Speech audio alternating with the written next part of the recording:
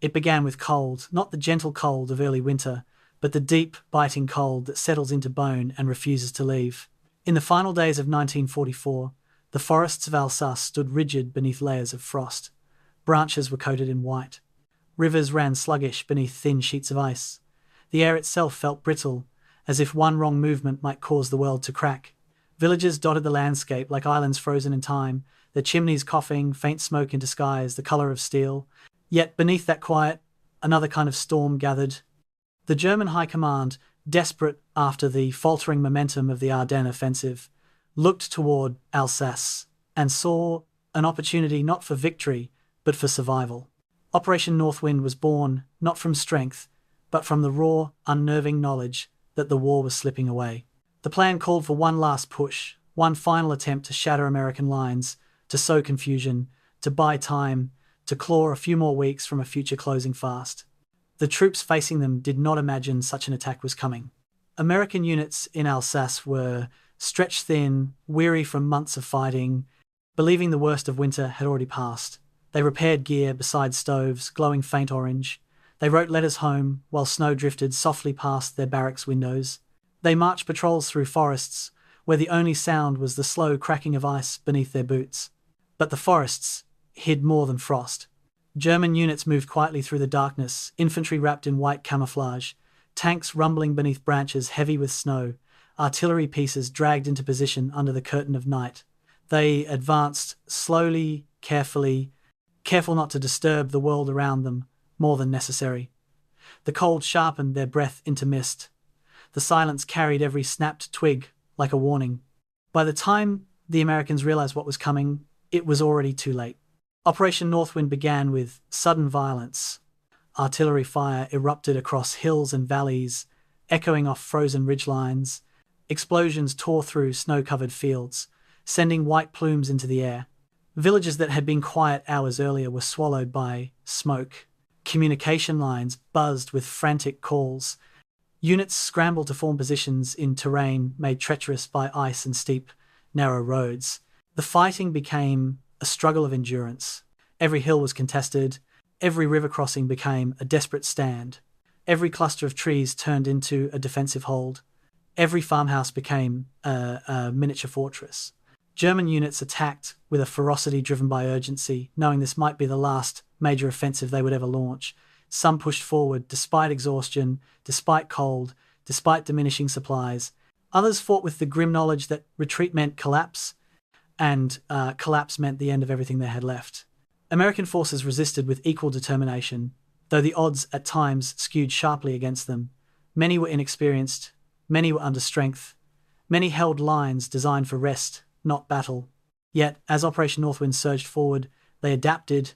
They dug into frozen ground, hardened like stone. They set up roadblocks along icy curves. They defended bridges with a fierceness shaped by necessity. Night after night, the snow fell, coating rifle barrels, softening the sound of distant gunfire, covering shell craters as quickly as they formed. Men on both sides fought under moonlight that reflected off frost-coated branches, turning the forest into a shimmering labyrinth of shadows and ghostly outlines. The Siegfried Line battles had been brutal. The Ardennes had been catastrophic. But Northwind became something else, a grinding, relentless series of clashes that felt both intimate and overwhelming. Small squads fought across farmland where the only witnesses were cattle huddled against barn walls. Tanks fired through narrow village streets where Christmas decorations still hung from shattered windows. Streams that had frozen overnight cracked open with the shock of artillery rounds. And through all of this, the question lingered on every battlefield. How much longer could this war go on? German units began to falter first. Fuel ran low, ammunition thinned, casualties mounted. Some attacks stalled on frozen ridges where the wind tore at clothing like blades. Others collapsed under counter-fire from American positions that refused to bend, even when surrounded. The offensive slowed. It shrank. It broke apart. Operation Northwind did not fail in a single moment. It dissolved, piece by piece, village by village, ridge by ridge. The snow-covered fields, once roaring with violence, grew quiet again. Smoke drifted lazily above abandoned positions. Footprints froze in place, left as silent reminders of the men who had passed through the cold and chaos. Tonight, we return to that winter, to the frost biting into exposed skin, to the dark forests where silhouettes moved through the snow, to the sudden bursts of gunfire that shattered silence, to the villagers trembling beneath artillery fire, to the soldiers young, exhausted, frightened, determined, who fought in the coldest weeks of the war's final winter. Before we drift deeper into their story, I want to ask you something gentle, something personal. Where in the world are you listening from tonight? And what hour rests quietly around you? Is it late where you are, wrapped in soft darkness, or early enough that the night still stretches ahead? And something deeper, unique to this episode, Operation Northwind reminds us how sometimes the last push, the final effort, comes when strength feels nearly gone. In your own life, has there been a moment when you gave everything you had left, not because you wanted to, but because you needed to? If it feels right, share what that moment taught you. And if these long, slow journeys into the past help your breath settle, your thoughts unwind, and your eyes grow heavy, consider subscribing. December 31st, 1944, 11 o'clock at night. In the snow-covered forests of the Vosges Mountains, Private Robert Wiley of the 70th Infantry Division pressed his ear against the frozen ground of his foxhole. Something was moving out there in the darkness. Not the usual sounds of a quiet sector, scattered patrols, distant artillery from someone else's war. This was different. This was the rumble of engines, dozens of them, maybe hundreds, grinding through the winter night just beyond the German lines. Wiley had been in France for 3 weeks, assigned to what veterans called the rest cure sector, a quiet stretch of front where exhausted divisions went to recover. But the sound growing louder in the darkness suggested that rest time was over. The American 7th Army held a front that stretched for 126 miles across the Alsace region of northeastern France, from the Swiss border north to the edges of the Saar. 6 divisions covered this immense distance, their lines stretched so thin that in some places a single company of soldiers defended what should have been a battalion's responsibility. Behind them, the city of Strasbourg gleamed in the winter darkness, its cathedral spire visible for miles, the symbolic heart of Alsace, liberated just 6 weeks earlier after 4 years of brutal German occupation. The Americans had been told this sector was quiet because Germany was finished bleeding out in the Ardennes, where Hitler had launched his desperate gamble 2 weeks earlier. Intelligence officers assured nervous company commanders that the Germans had committed everything to the Battle of the Bulge. There was nothing left to threaten Alsace. At midnight, the new year arrived with fire. Artillery shells began falling across the entire American front. Not the sporadic harassment fire soldiers had grown accustomed to, but a systematic barrage that lit the winter sky orange and turned the night into chaos. In their foxholes and cellars, American soldiers who had been writing letters home or trying to sleep suddenly found themselves counting explosions, trying to calculate how many guns were firing, realizing with growing dread that this was not a local attack. Radio operators scrambled to their equipment as reports flooded in from every regiment, every battalion, every company along the line. Enemy artillery fire, enemy troops advancing, enemy armor moving forward. The quiet sector was quiet no more. As dawn broke on January 1st, 1945, the morning fog that blanketed Alsace began to lift. Forward observers stared through their binoculars at a sight that shouldn't have been possible. German infantry, thousands of them, emerging from the forests and advancing across the snow in organized waves. Behind them came the tanks, Panthers and Mark IVs and assault guns, vehicles that intelligence had promised didn't exist anymore in this sector. Lieutenant Colonel Martin Stark, commanding the 2nd Battalion of the 274th Infantry Regiment, watched the enemy approach his positions near the village of Rimling and did the mathematics that every infantry officer dreads. He had 400 men, the Germans advancing toward him, numbered in the thousands. His radios crackled with similar reports from units up and down the line. This was not a raid. This was not a probing attack. This was an offensive. In command posts behind the lines, American staff officers spread maps on tables and tried to make sense of the assault. The German attack was hitting across a 40-mile front, involving at least 8 divisions, perhaps more. Someone had assembled an army-sized force in complete secrecy, positioned it directly across from the weakest part of the American line, and launched a coordinated offensive while the Allies were still reeling from the shock of the Bulge. A radio intercept station monitoring German communications picked up traffic volume that suggested not just divisional attacks but corps-level coordination, the kind of signals intelligence that indicated major operations. At 7th Army headquarters in the city of Vittel, General Alexander Patch, received the reports with the grim recognition of a commander who understands he's facing a crisis. His army was already under strength. Eisenhower had pulled away his reserves to reinforce the Bulge, and now, when he needed troops most desperately, there were none to give. The weather conspired against the Americans. Ground fog reduced visibility to 50 meters in some areas, grounding the Allied aircraft that might have blunted the German advance. Temperatures hovered at 10 degrees below 0 Celsius, cold enough that weapons jammed and radio batteries died and wounded men froze before medics could reach them. German commanders had chosen their timing perfectly, launching their attack during the worst weather conditions of the winter, knowing that American air superiority, the greatest Allied advantage, would be neutralized by clouds and fog. The German infantry advancing through the snow fought with the desperation of soldiers who know they're engaged in one of their nation's last offensives. Behind them, their commanders had made promises. Strasbourg will be retaken. Alsace will be German again. The Americans will be driven back. For soldiers of the 7th Army, shivering in their foxholes and watching an army that supposedly didn't exist anymore advancing toward them, a terrible question took shape. Where did Germany find these troops? The soldiers defending this sector had been told they were holding a quiet front. Many were replacements, fresh from training camps in England or the States, sent to Alsace specifically because it was considered a safe place to gain combat experience before being rotated to more active sectors. Others were veterans of the Vosges Mountain campaign, exhausted men who had spent November and December clawing their way through mountain passes, promised rest in the plains below. None of them had expected to face an army-level offensive on New Year's Day. In villages all along the front, American soldiers found themselves cut off, surrounded, or retreating through streets they'd controlled just hours earlier. The German advance moved with startling speed in some areas, slower in others, where American units fought with stubborn determination, but the overall picture was unmistakable. The line was bending. In places, it was breaking. By midday, on January 1st, General Patch faced a commander's nightmare. His intelligence officers had failed to predict this attack. His army was outnumbered at the point of contact. His reserves were non-existent, already committed to containing German penetrations. Requests for reinforcements went up the chain of command to 6th Army Group headquarters, then to Scharf, where Eisenhower was still managing the crisis in the Ardennes. The response came back with devastating clarity. No reinforcements available.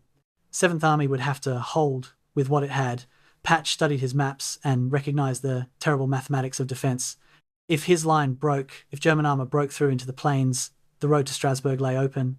And if Strasbourg fell, a city that had been German from 1940 to 1944, a city whose French population had already endured occupation and deportation, the political consequences would be catastrophic.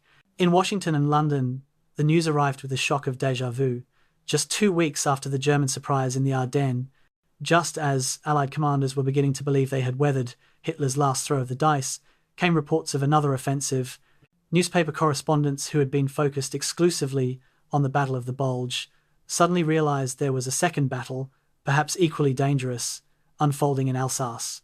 But this story would never receive the attention of the Bulge, never capture headlines the way Bastogne and the desperate defense of the northern shoulder had. This would become the forgotten offensive, the battle that happened in the shadow of a more famous battle, the crisis that Allied commanders would later minimize and obscure. But on that first day of 1945, as German shells fell on American positions and assault troops pushed forward through the snow, none of that historical marginalization had happened yet. For the soldiers of 7th Army, this wasn't a footnote, this was survival. As night fell on January 1st, American artillery batteries fired continuously, their gun crews working in shifts, barrels glowing hot despite the freezing temperatures. Forward observers called in fire missions as German troops continued to advance under cover of darkness. In command posts, staff, officers updated situation maps with red arrows showing enemy penetrations 3 miles deep here, 4 miles there, a dangerous bulge forming near the town of Gamsheim. Radio operators transmitted requests for ammunition resupply, for medical evacuation, for any kind of reinforcement. The responses came back negative, negative, negative. 7th Army was on its own. This was Operation Northwind, though the Americans didn't know the name yet. This was Hitler's second winter offensive, the continuation of a strategy that had begun in the Ardennes and now extended south to Alsace. And this was a battle that history would almost forget entirely. despite the fact that it would draw in 350,000 troops, last for 6 weeks, and very nearly shatter the Western Alliance. But all of that was still unknown on that first terrible night. What the soldiers knew, huddled in their positions as German artillery continued to fall, was simpler and more immediate. The war everyone thought was ending had just come roaring back to life. December 21st, 1944. At the Adlerhorst headquarters complex in the mountains near Frankfurt, Adolf Hitler bent over a map of the Western Front with the intensity of a man gambling everything on a single throw. Around him stood the uncomfortable figures of Germany's military leadership, men who had learned through bitter experience not to contradict the Führer's strategic visions, no matter how divorced from reality those visions might be. The Battle of the Bulge was 6 days old. German spearheads were driving toward the Meuse River, and Hitler was already planning his next move. His finger traced a line south from the Ardennes, down through Luxembourg, into Alsace. The Americans had weakened themselves to respond to the northern offensive, he explained to his silent audience. Now was the moment to strike again, to hit them where they were vulnerable, to prove that Germany could still attack, still win, still reverse the course of a war that everyone except Hitler seemed to understand was lost. The man Hitler had chosen to command this new offensive stood awkwardly near the back of the room. Heinrich Himmler, Reichsführer, SS, architect of the Holocaust, overseer of the concentration camp system, had never commanded troops in combat. His military experience consisted entirely of political appointments and ceremonial inspections. Yet just weeks earlier, Hitler had given him command of Army Group Oberrhein, the force responsible for defending the Upper Rhine and Alsace. Professional Wehrmacht officers had reacted to this appointment with barely concealed horror. Generals who had spent decades studying military art now answered to a man whose qualification for command was political loyalty rather than tactical skill. But in the twisted logic of the Third Reich's final months, this made perfect sense to Hitler. The regular army had disappointed him, had failed to achieve victories, had even plotted against his life. Now he would win his war with true believers, with men whose National Socialist faith would compensate for any lack of military expertise. Hitler's strategic concept for Operation Northwind possessed a certain desperate logic. The Battle of the Bulge had forced Eisenhower to strip troops from other sectors to contain the German penetration. Intelligence reports confirmed that American divisions had been pulled from Alsace and rushed north. The 7th Army front was dangerously thin, stretched beyond all reasonable limits. If Germany could launch a second major offensive here, driving through the weakened American lines, they might recapture Strasbourg and threaten the southern flank of Patton's Third Army. More importantly, such a victory would have devastating political consequences. Strasbourg was not just another French city, it was the emotional and symbolic heart of Alsace, a region that had changed hands between France and Germany repeatedly over centuries. Its capture by the Germans would be a propaganda triumph. Its loss by the Allies would potentially shatter the fragile unity of the Western coalition. The orders Hitler issued that December day reflected both strategic ambition and the limited resources of a collapsing empire. Army Group Oberrhein would attack with 8 divisions, supported by roughly 450 armoured vehicles and assault guns scraped together from training units, repair depots, and forces withdrawn from other sectors. The assault would hit across multiple axes, seeking to overwhelm the American defences through simultaneous attacks rather than concentrated force. The 13th SS Army Corps would drive towards Strasbourg from the northeast. The 39th Panzer Corps would attack from the east. Additional operations would target the American positions in the northern Vosges Mountains. The goal was not merely to recapture territory, but to create a crisis that would force the Allies to divert forces from the Bulge, relieving pressure on the offensive in the Ardennes. If both offensives succeeded, if the Western Allies could be driven into disarray, perhaps, and here Hitler's logic entered the realm of pure fantasy, the Americans and British might seek a separate peace, allowing Germany to concentrate all forces against the Soviets advancing from the east. Professional German officers planning the operation understood its severe limitations. The force allocated to Northwind represented roughly 28% of what had been committed to the Bulge, yet it was expected to achieve breakthrough against American positions that, while weakened, were still formidable. German logistics were in catastrophic condition. Fuel supplies that should have supported weeks of operations would barely last days. Artillery ammunition stocks had been depleted by the Ardennes offensive. The Luftwaffe, once the terror of European skies, could promise only minimal air support. Most critically, The forces assigned to Northwind included a high percentage of Volksgrenadier divisions, hastily trained formations created by scraping together whatever manpower remained, teenagers, men in their 40s and 50s, recovered, wounded, even men with medical conditions that in earlier years would have disqualified them from service. These were not the elite troops that had conquered France in 1940 or driven deep into Russia in 1941. These were the dregs of a collapsing military system expected to achieve miracles through willpower alone. On December 27th, as German staff officers compiled the final intelligence assessments for Northwind, they discovered reasons for optimism. American troop movements had been tracked through radio intercepts and aerial reconnaissance. Eisenhower had indeed stripped the 7th Army to reinforce the Bulge. At least 4 divisions had been pulled from Alsace and sent north. The remaining American units showed clear signs of overextension, holding sectors twice as wide as doctrine recommended.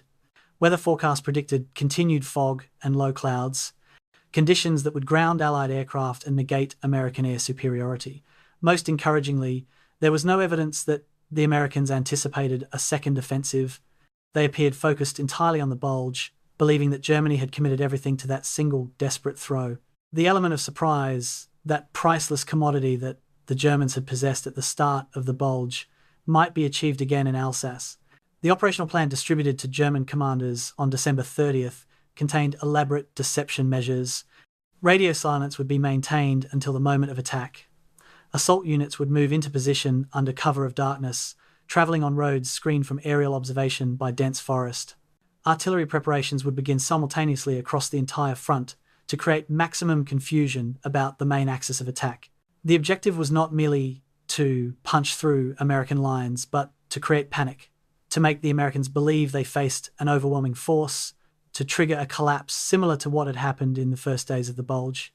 If Strasbourg could be reached within 72 hours, if German armour could break into the city before American reinforcements arrived, the political shockwave would be immense.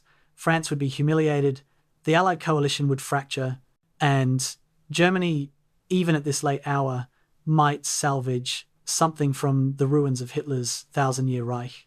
But beneath the operational plans and strategic calculations lay a fundamental problem that no amount of planning could solve. The man commanding this offensive had never led troops in combat. Heinrich Himmler had built his career on terror, administration, and ideological purity, not battlefield command. The Wehrmacht officers assigned to his staff viewed him with barely concealed contempt. They followed his orders because disobeying would mean arrest and execution, but they held no illusions about his military capabilities. In the German army's final months, political reliability had become more important than professional competence, loyalty more valued than experience. This represented not merely a tactical problem, but a symptom of the Third Reich's terminal dysfunction. An army that appointed commanders based on ideology rather than skill was an army that had already lost the war, regardless of how many offensives it might still launch. On the evening of December 30th, as German assault troops moved into their jump-off positions, some of the veterans among them recognized the operation for what it was, a final spasm of a dying regime.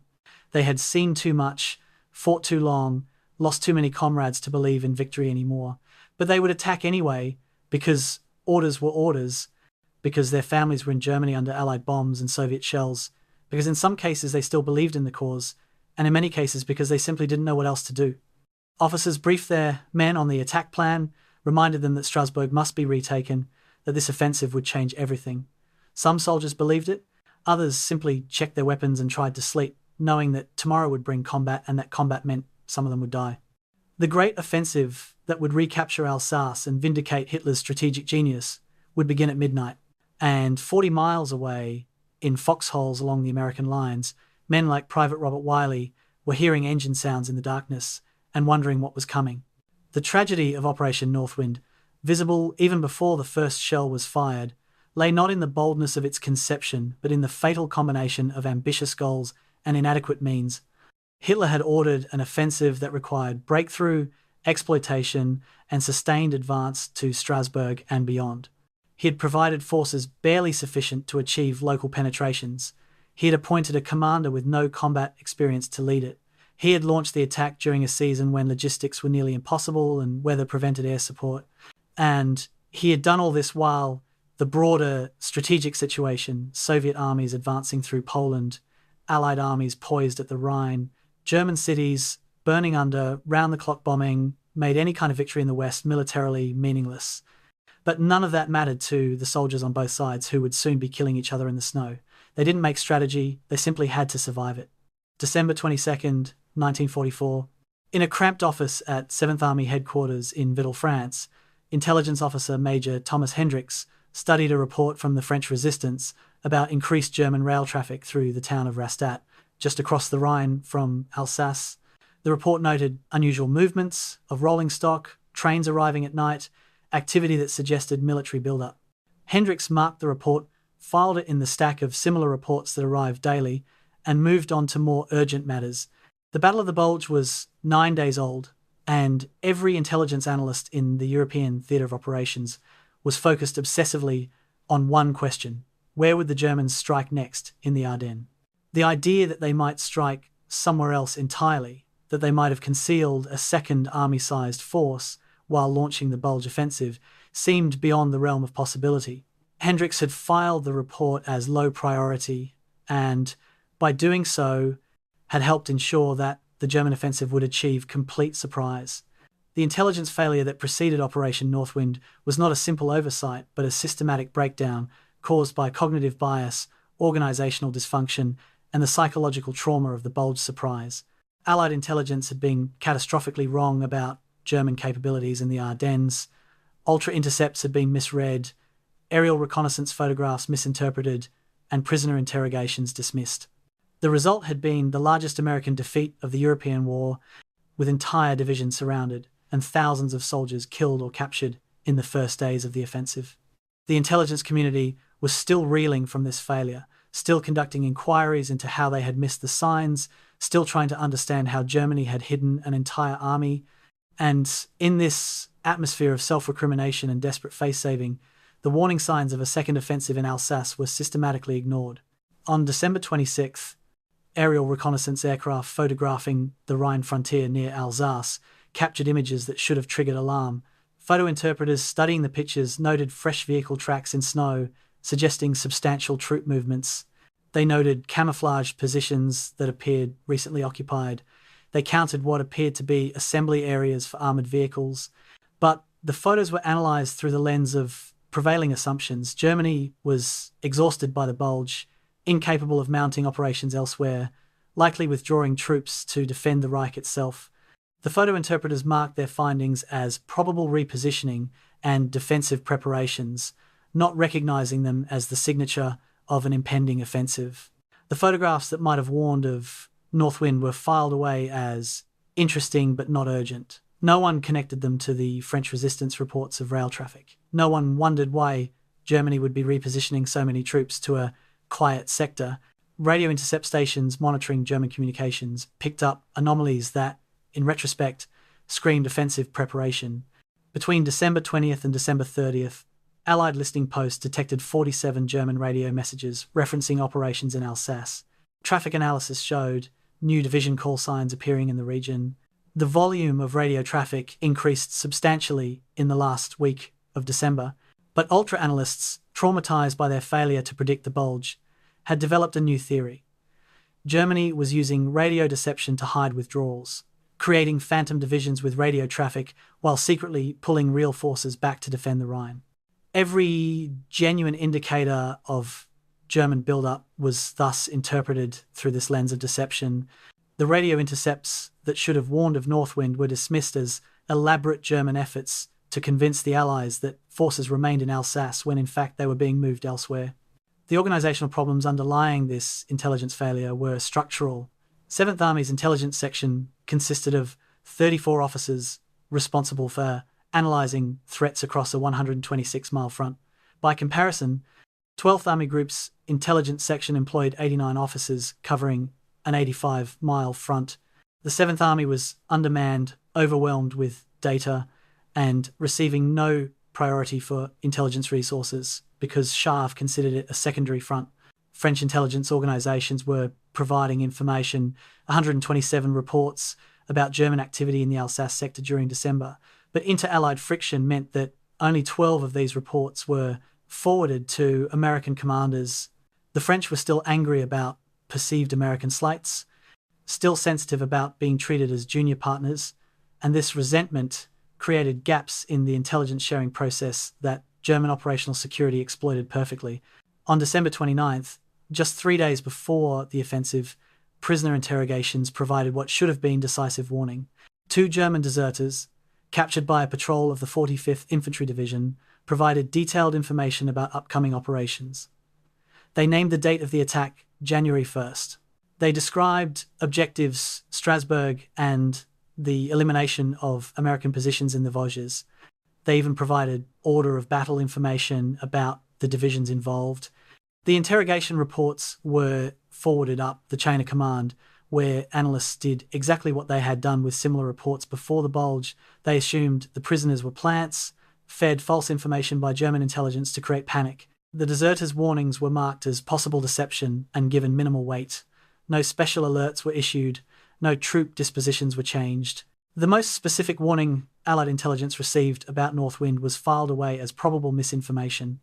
The psychology of intelligence analysis after the Bulge created a perfect storm of confirmation bias. Analysts who had failed to predict one German offensive became simultaneously more paranoid and more skeptical. Every piece of information was scrutinized for deception, but this scrutiny was filtered through preconceptions about German capabilities. The prevailing consensus held that Germany had perhaps 20 to 25 divisions left on the Western Front, that these forces were exhausted and under strength, and that they couldn't possibly mount another army-level offensive while still fighting in the Ardennes. This consensus was so strong that contrary evidence was not merely questioned but actively rejected. Officers who suggested that German activity in Alsace might presage an offensive were told they were being alarmist, seeing patterns that didn't exist, falling for German deception. The institutional pressure to conform to the consensus view was overwhelming. On December 30th, as German assault troops moved into their final positions under cover of darkness, the G2 staff officer at 7th Army Headquarters prepared the daily intelligence summary. His assessment, based on all available intelligence and the prevailing analytical framework, concluded that local attacks possible, army-level offensive unlikely. This summary was distributed to all division and corps commanders along the Alsace front. Officers reading it that evening went to sleep believing their sector remained quiet, that the main threat was still in the Ardennes, that their positions were secure.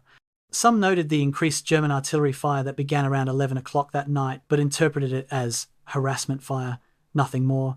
It wasn't until the massive artillery barrage erupted at midnight, until reports began flooding in of German infantry and armour attacking across the entire front, that the magnitude of the intelligence failure became apparent. At 1 o'clock in the morning on January 1st, 1945, Major Hendricks was pulled from his cot by an urgent summons to the operations centre. He arrived to find the room in chaos, with radio operators receiving reports from every sector of the front, with staff officers frantically updating situation maps, with the awful realisation dawning that everything they had assessed, every analysis they had produced, every conclusion they had reached was catastrophically wrong. The Germans weren't withdrawing from Alsace, they weren't engaging in deception operations, they were attacking with 8 divisions in a coordinated offensive that Allied intelligence had completely failed to predict. As Hendricks stared at the situation map and watched the red arrows indicating enemy penetrations being drawn across the American front, he understood with sick certainty that the intelligence community had failed twice in 3 weeks. Lightning had struck twice, and this time the consequences might be even worse. The bitter truth that emerged over the following days was that the warning signs had been present. The French resistance reports about rail traffic were accurate. The aerial reconnaissance photographs showed genuine military build-up. The radio intercepts reflected real operational planning. The prisoner statements were truthful. Every piece of the intelligence puzzle had been available, but they had never been assembled into a coherent picture because the analysts refused to believe what the evidence was telling them. The Bulge had been such a shock, such a comprehensive intelligence failure, that it had paradoxically made analysts more likely to miss the next German offensive. They had learned the wrong lesson, not that they needed to be more alert to German capabilities, but that they needed to be more skeptical of information suggesting German strength. In trying to avoid being fooled again, they had fooled themselves, and now soldiers were dying in the snow because intelligence officers had convinced themselves that what was happening couldn't possibly be happening. January 1st, 1945, 10 o'clock in the morning. Supreme Allied Commander General Dwight Eisenhower stood at the map table in his headquarters at the Trianon Palace in Versailles, listening to the voice of Lieutenant General Jacob Devers on the telephone describe an unfolding catastrophe. The Germans had launched a major offensive in Alsace. 8 divisions were attacking across a 40-mile front. The 7th Army was under severe pressure. American positions were being overrun in multiple locations. Devers needed reinforcements immediately, but Eisenhower had no reinforcements to give. Every available division was committed to containing the Bulge, or positioned as reserve for the Rhine crossing that was supposed to begin in February. As Devers spoke, explaining the crisis in technical detail, Eisenhower recognized that he faced a command decision that would test not only his military judgment but his ability to hold together an alliance that was increasingly showing cracks. The strategic situation confronting Eisenhower that morning was a commander's nightmare. The Battle of the Bulge was entering its 3rd week. American forces had contained the German penetration but not eliminated it. Fighting was still fierce around Bastogne and across the northern shoulder. The counteroffensive to drive the Germans back had barely begun, and now, just as Eisenhower was preparing to shift forces back to the planned Rhine crossing, Germany had opened a second major front in Alsace. His staff had assured him this was impossible. Intelligence had declared the Germans incapable of mounting multiple offensives. But impossible or not, it was happening. German tanks were pushing toward Strasbourg. German infantry was penetrating American lines. And General Devers, commanding the 6th Army Group, was requesting immediate reinforcement with divisions that simply didn't exist. Eisenhower's initial instinct, as both soldier and strategist, was brutally logical. The 7th Army held a front that was too long to defend properly. The terrain of Alsace, flat plains offering no natural defensive barriers, until the Vosges Mountains 20 miles west, was indefensible against a determined assault. Military doctrine and common sense both suggested the same solution: withdraw behind the Vosges, establish a defensible line along the mountains, and shorten the front enough to free up reserves. Such a withdrawal would require abandoning Strasbourg, but Strasbourg had no military significance. It was a city on a plain, impossible to defend without committing forces that were desperately needed elsewhere. The decision seemed obvious. Eisenhower began drafting orders for a phased withdrawal, calculating that the operation could be completed in 72 hours with minimal casualties if executed properly.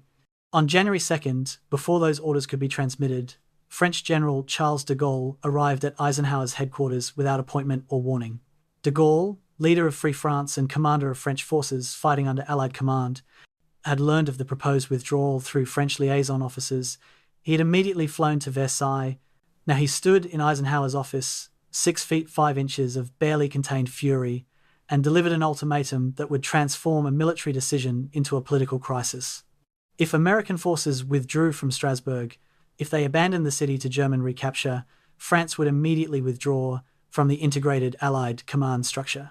French divisions would no longer accept American orders.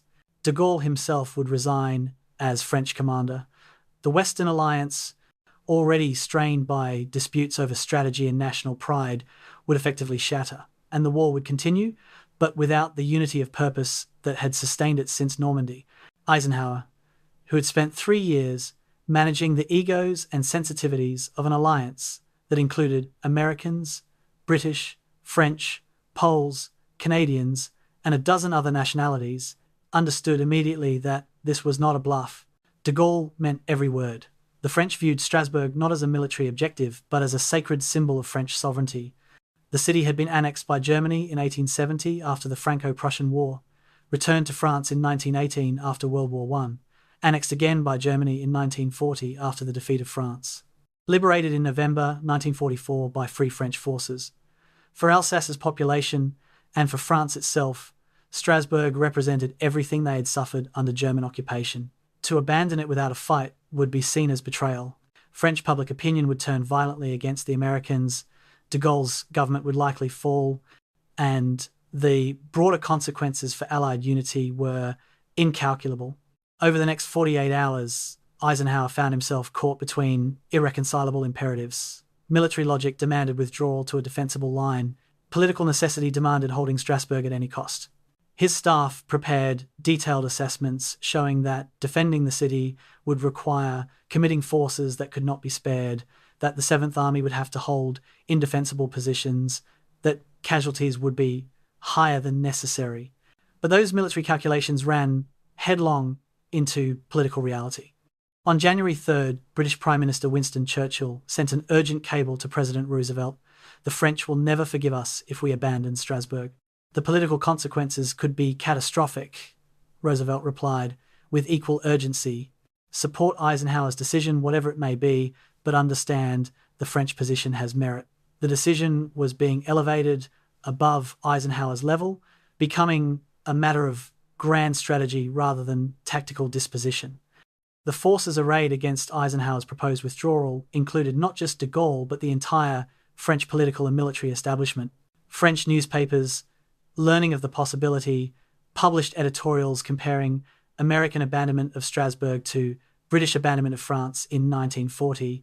French officers attached to American units began receiving orders from French headquarters countermanding American directives. French civilians in Strasbourg began preparing for the worst, hiding valuables, planning evacuations, remembering what had happened the last time Germans controlled their city. The German occupation from 1940 to 1944 had been brutal. French men had been conscripted into the Wehrmacht, forced to fight for Germany against their will. Civilians suspected of resistance had been arrested and deported. The Gestapo had established headquarters in Strasbourg and conducted roundups and executions. If the Germans returned, the population had every reason to fear mass reprisals. On the evening of January 3rd, Eisenhower sat alone with his maps, calculating forces and distances and casualties with the cold mathematics that command requires. The Vosges Mountains offered a defensive line 20 miles shorter than the current front, which would free up approximately 2 divisions for reserve. But holding Strasbourg meant extending the line, which would strain his already overextended forces even further. The mathematical equation was clear. Withdrawing saved forces at the cost of political catastrophe. Staying saved the alliance at the cost of military risk. There was no good answer. There was only the choice between 2 bad options. Eisenhower had built his career on finding creative solutions to impossible problems, on compromise and coalition management. But this problem offered no compromise. Either he withdrew and destroyed the alliance, or he stayed and risked military disaster. At midnight on January 4th, Eisenhower drafted 2 sets of orders. The first ordered withdrawal to the Vosges line.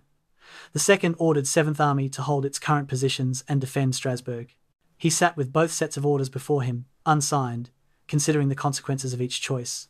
The military risks of staying were quantifiable. Probable casualties in the thousands, possible loss of divisions if German attacks succeeded, definite delay to the Rhine offensive. The political risks of withdrawing were harder to calculate, but potentially more severe. Collapse of French government, withdrawal of French forces from Allied command, possible civil war in France as various factions blamed each other for the disaster. The Western Alliance, which had taken years to build and which had survived endless disputes and tensions, would fragment at the moment when unity was most critical. Eisenhower picked up his pen, he signed the second set of orders. 7th Army would stand, Strasbourg would be defended, and if that defense failed, if the Germans broke through and captured the city anyway, the political explosion would be even worse. But at least the alliance would have fought together. The orders went out in the early hours of January 4th. 7th Army would maintain its positions. All available reserves would be rushed to Alsace. The planned Rhine offensive would be delayed to free up forces for the defense. French divisions would be integrated into the American defensive line. And Strasbourg, that symbolic city on the plain, would be held regardless of cost. When General Devers received the orders, he understood both their necessity and their implications. His army, already stretched dangerously thin, would have to hold positions that military doctrine said were indefensible. His soldiers would pay the price for political requirements.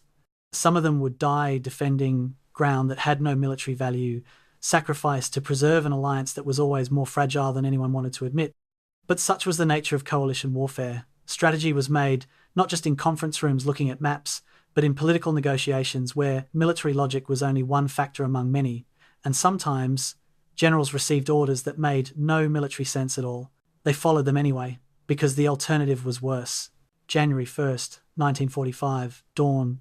2nd Lieutenant James McCormick of Company E, 274th Infantry Regiment, crouched in a stone farmhouse outside the village of Rimling and counted the German tanks emerging from the fog. 1, 2, 5, 8, 11. His company held this position with 137 men, and they were about to be attacked by 11 Panther tanks, supported by what looked like an entire battalion of infantry. McCormick was 23 years old, 3 months out of officer candidate school, and this was his first experience of combat. Nothing in training had prepared him for the sick feeling of watching an armoured assault develop while knowing he had no effective weapons to stop it. His company had 3 bazookas, several anti-tank mines that had already been emplaced, and the promise of artillery support if the radio worked and if the German artillery barrage hadn't destroyed the American guns. 11 Panthers against 1 infantry company. The mathematics were terrible. The first 48 hours of Operation Northwind became a series of desperate small unit actions across the entire 7th Army front, as American soldiers struggled to contain German penetrations without adequate forces or reserves. In some places, the defence succeeded through a combination of terrain advantage, artillery support, and soldiers who fought with the stubborn determination of men who understand that retreat means leaving their wounded behind. In other places, American positions were simply overwhelmed by superior force survivors, retreating through villages and forests toward rally points that kept moving backward as the German advance continued.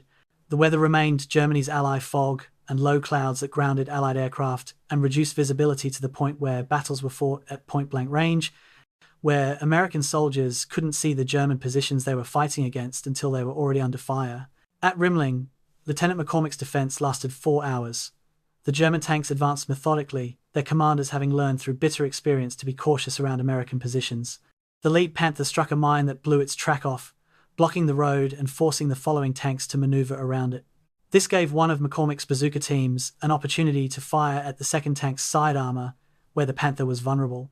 The rocket struck just below the turret ring, and the tank brewed up in a gout of flame. For a moment, the German attack stalled as tanks and infantry sought cover. Then American artillery began falling, called in by forward observers who had somehow survived the initial barrage and were still transmitting coordinates. The shells burst among the German infantry with devastating effect, scattering the assault formations and forcing them back into the woods. But artillery alone couldn't stop armour. The Panthers regrouped and resumed their advance, this time bypassing the village and moving to flank the American position. McCormick watched them go and understood with perfect clarity that his company was about to be cut off.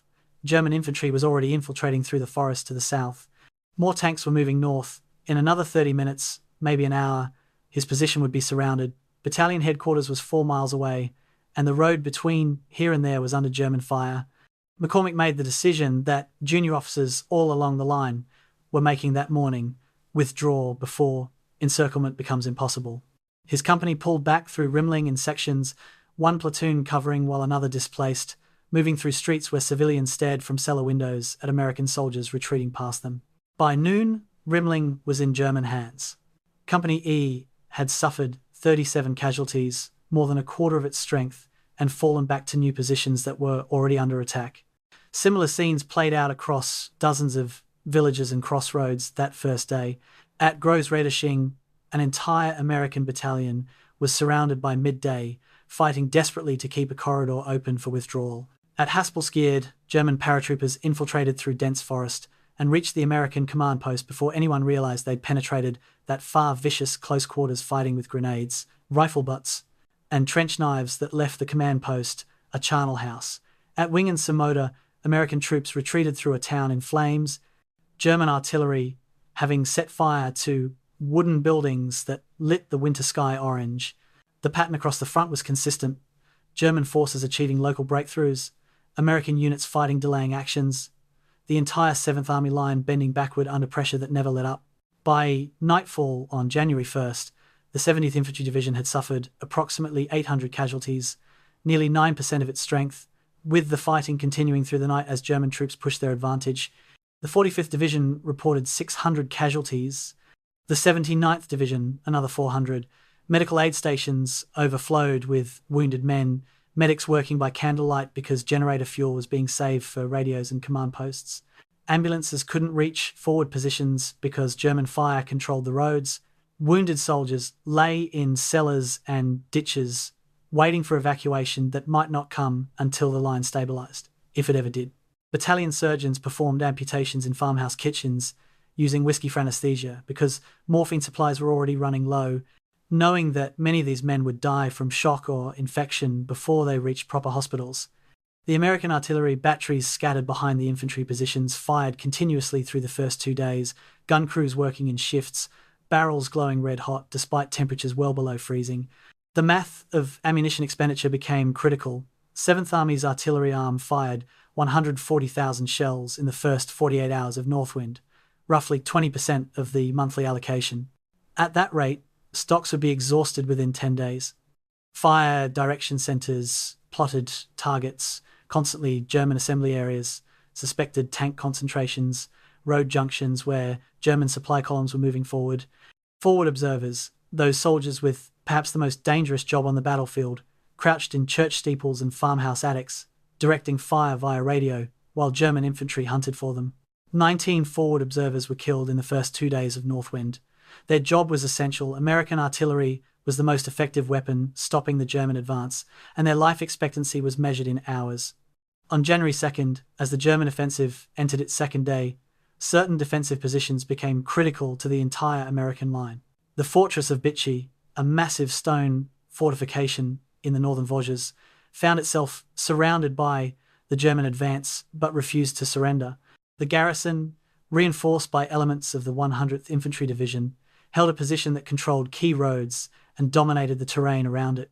German commanders diverted an entire division to capture or contain Bitchy troops that could have been used to exploit success elsewhere. The fortress would remain in American hands throughout the entire offensive, a thorn in the German flank, its garrison fighting off repeated attacks and surviving by rationing food and ammunition. Bitchy demonstrated what determined defenders in good positions could accomplish, even when outnumbered and surrounded. Individual acts of heroism became the difference between positions that held and positions that collapsed. Technical Sergeant Maurice Crane, commanding a machine gun section near the village of Schillersdorf, held his position for 12 hours while the rest of his company withdrew, firing his .30 caliber machine gun until it overheated, switching to a captured German MG42, then finally to his M1 rifle when ammunition ran out. He was found the next morning, wounded, unconscious from blood loss, surrounded by German dead, having delayed an entire German company long enough for his battalion to establish a new defensive line.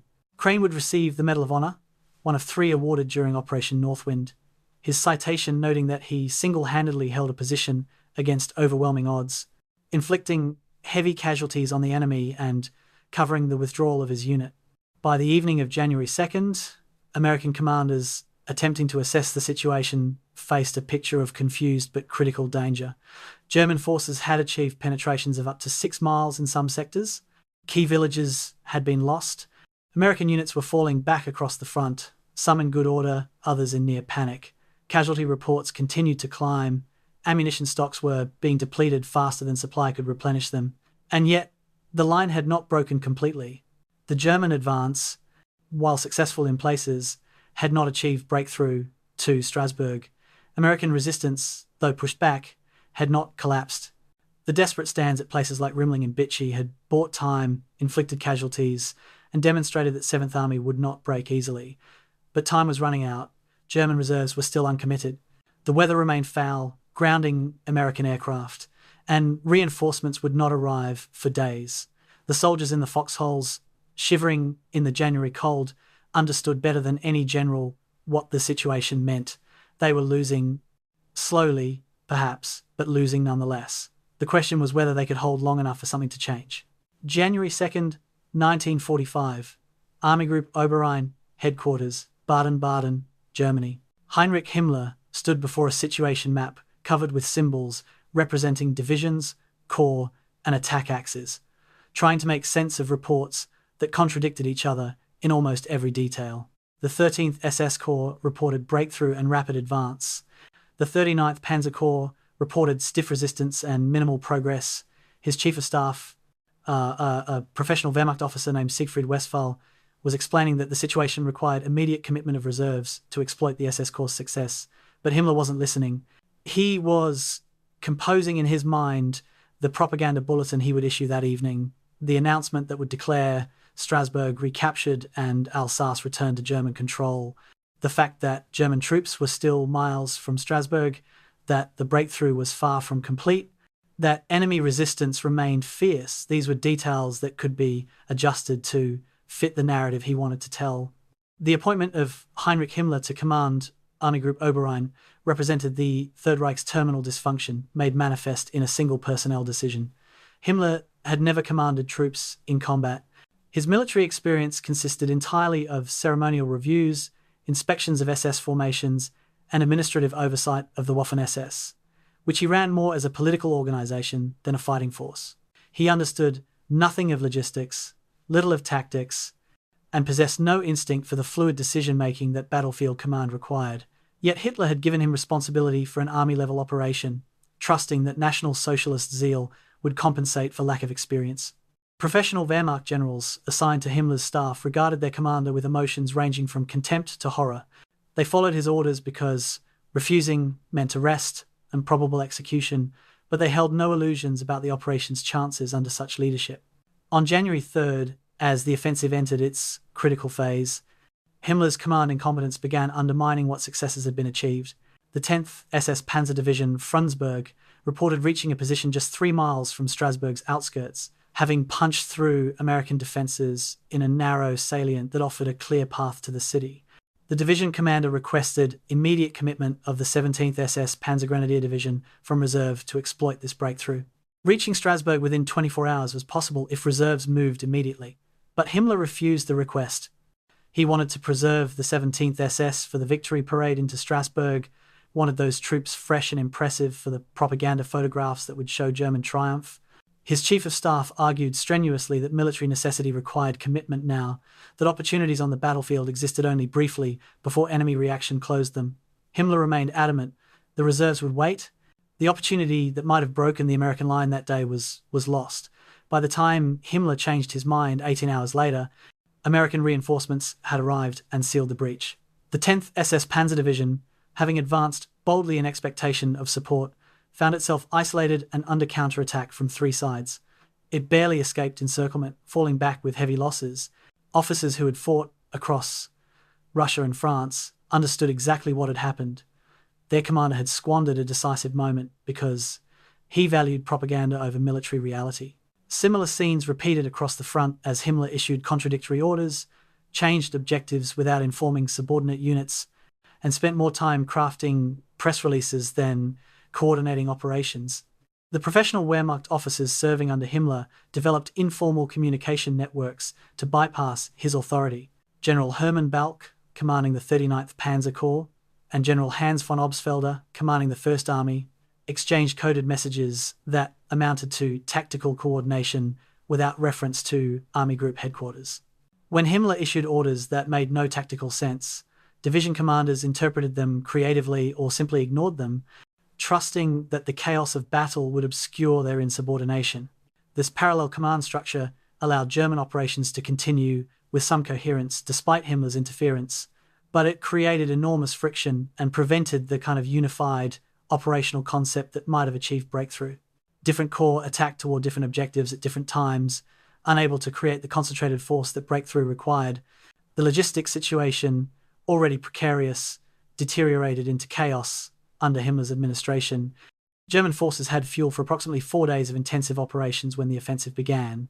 No resupply plan existed beyond vague assumptions that captured American fuel stocks would suffice. Ammunition was similarly scarce. Artillery, batteries rationed, shells, panzer divisions conserved main gun rounds. Infantry units operated with reduced basic loads. When division commanders requested supply priorities, Himmler's headquarters provided contradictory guidance or simply didn't respond. Supply columns moved forward without coordination, sometimes delivering fuel to units that needed ammunition and ammunition to units that needed fuel. By January 5th, some German formations were effectively immobilized, their vehicles out of fuel, their advance stopped not by American resistance but by their own army's inability to sustain operations. On January 6th, a revealing incident illustrated the breakdown of German command. 2 assault formations, the 345th Volksgrenadier Division and elements of the 10th SS Panzer Division, approached the village of Hattin from different directions without knowledge of each other's movements. German forces had no unified communications plan. Different divisions operated on different radio frequencies, nobody had established liaison procedures, and Himmler's headquarters wasn't coordinating at all. The two formations converged on Hatton simultaneously and nearly engaged in a firefight before officers recognized that the troops they were about to attack were German. The incident was hushed up, reported only in classified after-action documents that wouldn't emerge until decades later, but it epitomized the command chaos that characterized Northwind under Himmler's leadership. General Hermann Balck, who had commanded panzer armies across the Eastern Front with distinction, wrote in his private journal during Northwind that we are being commanded by a man who has no concept of military operations. He treats divisions like pawns on a board, moving them without regard for fuel, ammunition, or the enemy's reaction. Professional officers have been reduced to damage control, trying to salvage what we can from decisions that doom operations before they begin. This assessment, written in careful code in case the journal was discovered by the Gestapo, captured the deep frustration of Wehrmacht officers who understood that Germany's last offensive in the West was failing not because of Allied strength but because of their own commanders' incompetence. By January 8th, even Hitler was receiving reports that suggested problems with Himmler's command. Subordinate commanders were requesting audiences with the Führer to present their concerns, but Hitler dismissed these complaints as professional jealousy, evidence that the regular army still resisted the SS's ascendancy. Himmler himself reported to Hitler that the offensive was proceeding according to plan, that Strasbourg would fall within days, that American resistance was crumbling. These reports bore no relationship to reality, but Hitler believed them because he wanted to believe them, because accepting that his chosen commander was incompetent meant accepting that his judgment was flawed. And so the offensive continued under Himmler's dysfunctional leadership, German soldiers fighting bravely while their operational commanders squandered their sacrifice through decisions that ranged from merely poor to actively disastrous. The tragedy of Operation Northwind from the German perspective lay in this gap between the skill and courage of frontline troops and the catastrophic failure of high-level command. German infantry and armour continued to attack, continued to fight with the professionalism that had made the Wehrmacht legendary, but they did so without coherent operational direction, without adequate supply, without the kind of command decisions that turn tactical success into strategic victory. Soldiers died capturing villages that had no significance. Tanks advanced toward objectives that had already changed. Artillery fired at coordinates that were 12 hours out of date. And through it all, Heinrich Himmler issued proclamations about German triumph, while the offensive he commanded slowly bled to death from self-inflicted wounds that had nothing to do with American resistance and everything to do with command failure at the highest level. January 3rd, 1945, camp near Chateau Salins, France. Major Robert Conley of the 12th Armoured Division stood in falling snow reading movement orders that had arrived by courier motorcycle just minutes earlier. The 12th Armoured, the Hellcats, was being emergency deployed to Alsace. They would move 100 miles, cross 2 army boundaries, and enter combat against an enemy offensive that intelligence estimated at 8 divisions. Time of departure, immediately. Expected time in combat, 4 hours after arrival. Preparation time, none. Conley looked at his tank company, soldiers who had been expecting to spend another week in reserve, and began shouting orders. Within 30 minutes, every vehicle in the division was being combat loaded, ammunition stacked in ready racks, fuel tanks topped off, personal gear reduced to the absolute minimum. The 12th Armoured was going to war. The commitment of the 12th Armoured Division to Operation Northwind represented the kind of strategic triage that Eisenhower's headquarters had to perform constantly in those desperate weeks. The division had been earmarked for the spring Rhine offensive, was supposed to be held in reserve until February when operations would resume after the Bulge crisis passed. But there was no reserve anymore. Every available unit was being committed either to containing the German offensives or to preparing for counterattacks. The 12th Armoured, though relatively fresh and at near full strength, would be thrown into battle not as part of a planned operation but as emergency reinforcement, plugging gaps in a line that was threatening to break. Strategic planning gave way to tactical necessity, and the cost would be measured in both immediate casualties and long-term operational capabilities. The night road march that began at 8 o'clock on the evening of January 3rd became an epic of military movement under combat conditions. 186 M4 Sherman tanks, 77 M5 Stuart light tanks, hundreds of half-tracks, trucks, jeeps, and self-propelled guns moved in column through winter darkness on icy roads. Drivers, navigated by moonlight, filtered through clouds, following blackout lights on the vehicle ahead, concentrating frantically to avoid sliding off roads or rear-ending the tank in front. The temperature dropped to 15 below 0 Celsius. Tank commanders, riding with heads exposed in their turrets to maintain visibility, wrapped scarves around their faces against frostbite. The column stretched for 15 miles, moving at an average speed of 8 miles per hour, faster than caution suggested, but as fast as emergency demanded. Breakdowns were inevitable. Tanks threw tracks on icy roads, half-tracks slid into ditches, trucks' fuel lines froze despite antifreeze. Division mechanics worked throughout the night, repairing vehicles by flashlight, getting them moving again, then racing to catch up with the main column. The division left a trail of temporarily abandoned vehicles behind it, each with a guard detail and mechanic who would recover the vehicle once it was repaired. By dawn on January 4th, the 12th Armoured had covered 60 miles. By mid-afternoon, with no rest stop, it had reached the vicinity of Herrlisheim, where German tanks had broken through American lines and were threatening a critical road junction. The division began deploying directly from road march into combat positions, tank commanders receiving hasty briefings from liaison officers about enemy positions and friendly locations. There was no time for reconnaissance, no time for careful planning. The Germans were 3 miles away and advancing. The Hellcats would attack immediately. The first engagement came at 4:30 in the afternoon on January 5th as Combat Command B encountered German armour near the village of Rohrwiller. Lieutenant Thomas Becker, commanding the lead Sherman platoon, spotted 3 Panthers moving along a tree line at approximately 800 metres. The range was too long for his 75mm gun to reliably penetrate Panther frontal armour, but Becker had no choice. The Panthers had spotted his tanks and were traversing their turrets. He ordered fire. The first American shell struck the lead Panther's glacis plate and ricocheted skyward in a shower of sparks. The second Sherman in the platoon fired, its shell also bouncing off. The Panthers returned fire. The first German shell hit Becker's tank at the turret ring, the impact sounding like a massive sledgehammer blow. The tank didn't explode, the shell had failed to penetrate, but the crew was stunned, temporarily deafened. Becker's gunner, a 20-year-old kid from Ohio named Frank Morrison, shook off the shock and fired again, this time aiming lower. The shell struck between the Panther's hull and turret, a weak point, and penetrated. The German tank brewed up instantly. The battle near Rohrwiller demonstrated both the tactical challenges American armour faced and the doctrine they had developed to overcome German technical superiority. Sherman tanks were outmatched in gun power and armour protection. The 75mm gun could penetrate a Panther's frontal armour only at ranges under 500 metres, while the Panther's high-velocity 75mm gun could destroy a Sherman at over 1,000 metres. The mathematical disadvantage was stark, but American doctrine emphasised manoeuvre, concentration of fire, and combined arms coordination rather than one-on-one tank duels. At Rohrwiller, American tank platoons worked in coordination with some tanks drawing German fire while others manoeuvred to flanking positions where side armour was vulnerable. Artillery support was called in to suppress German infantry.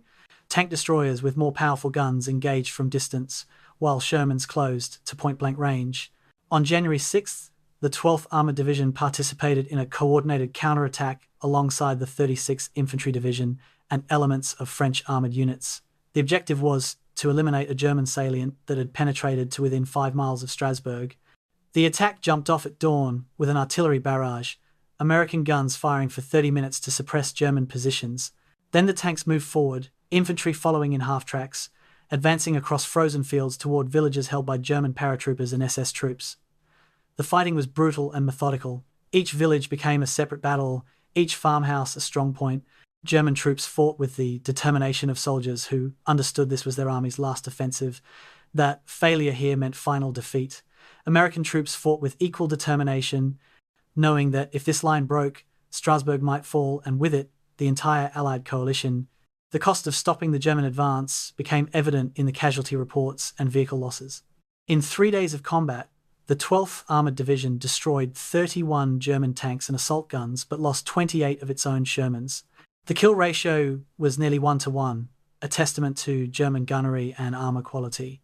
Personnel casualties were similarly severe: 183 killed, 462 wounded, 61 missing. The division that had entered combat at near full strength was now depleted, its tank companies operating at 70% strength, its infantry battalions worn down by continuous fighting, and, critically, these losses were occurring before the Rhine offensive that the division had been reserved for. Strategic planners who had counted on the 12th Armoured as a fresh force for February operations now faced the reality that it would need weeks of rest and refit. The integration of French forces into the counteroffensive brought its own challenges and achievements. General Jean de Lattre de Tassigny, commanding French First Army, committed the 2nd Armoured Division to support the American attack. French armour, equipped with a mix of American Sherman tanks and French-built vehicles, fought alongside American units with courage and skill, but the integration revealed friction points. Communication was difficult, radio protocols were different, terminology wasn't standardized, and even with liaison officers, coordination was imperfect.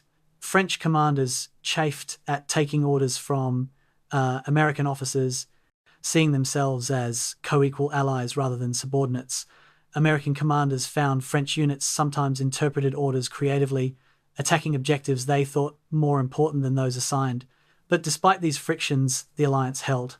French and American tanks advanced together.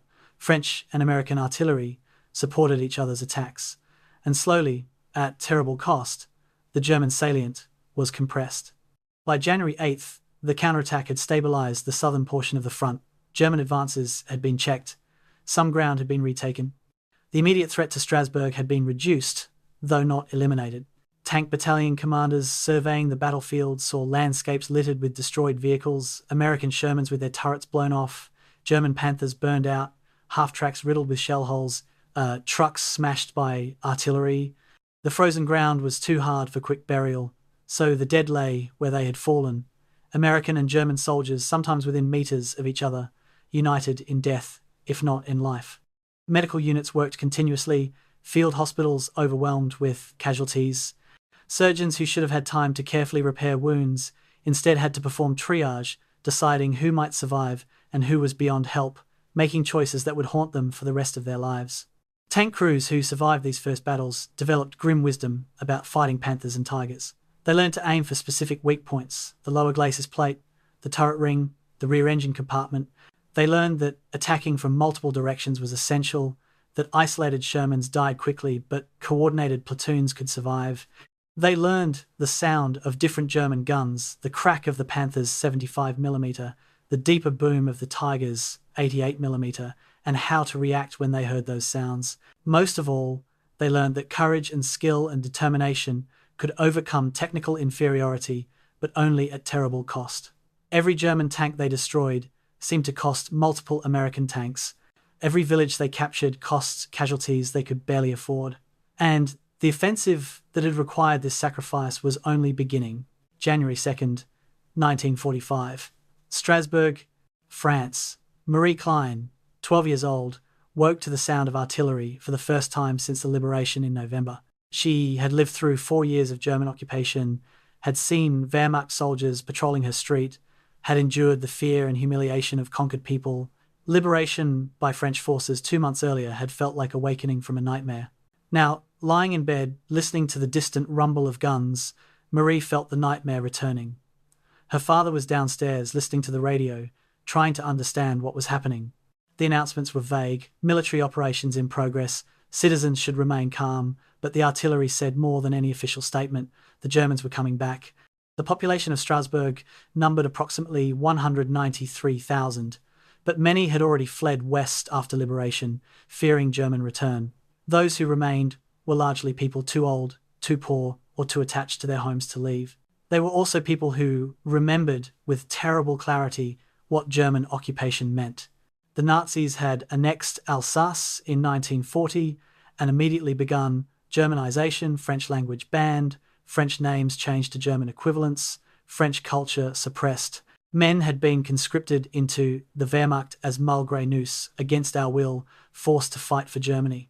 Over 10,000 Strasbourg residents had been deported to Germany for forced labour or political reasons. The Gestapo had established headquarters in the city, conducting arrests and interrogations.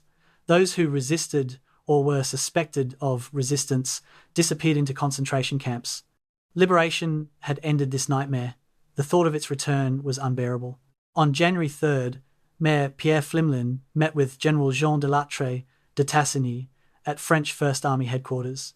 Flimland was a moderate politician who had worked to maintain some protection for his citizens during occupation, and who now found himself responsible for their safety as German armies approached the city again. His message to de Lattre was simple and desperate. If the Germans return, they will kill us all.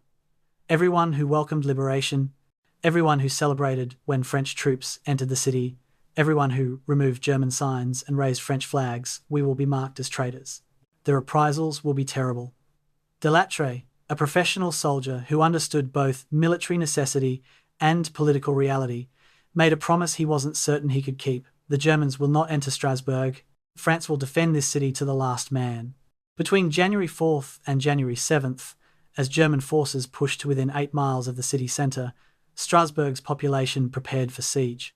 Civilians who had fought in the resistance during occupation now armed themselves with hunting rifles, old military weapons hidden from the Germans, even Molotov cocktails made from bottles and gasoline. Men too old for military service organised civil defence units, planning to contest every street if German troops entered the city. Women and children dug trenches and anti-tank ditches in parks and along roads.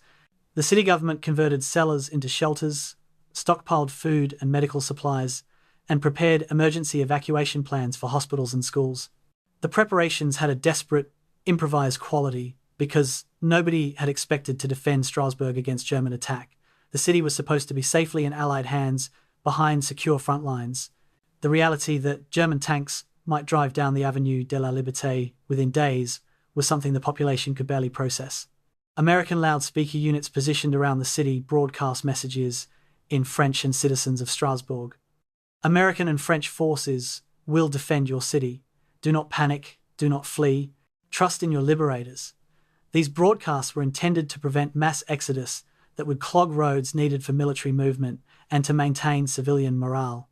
But many Strasbourg residents who heard them remembered similar promises from 1940, when French officials had assured them that the Maginot Line was impregnable, that German invasion was impossible, that France would never fall. Those promises had proven hollow. Why should American promises be any more reliable?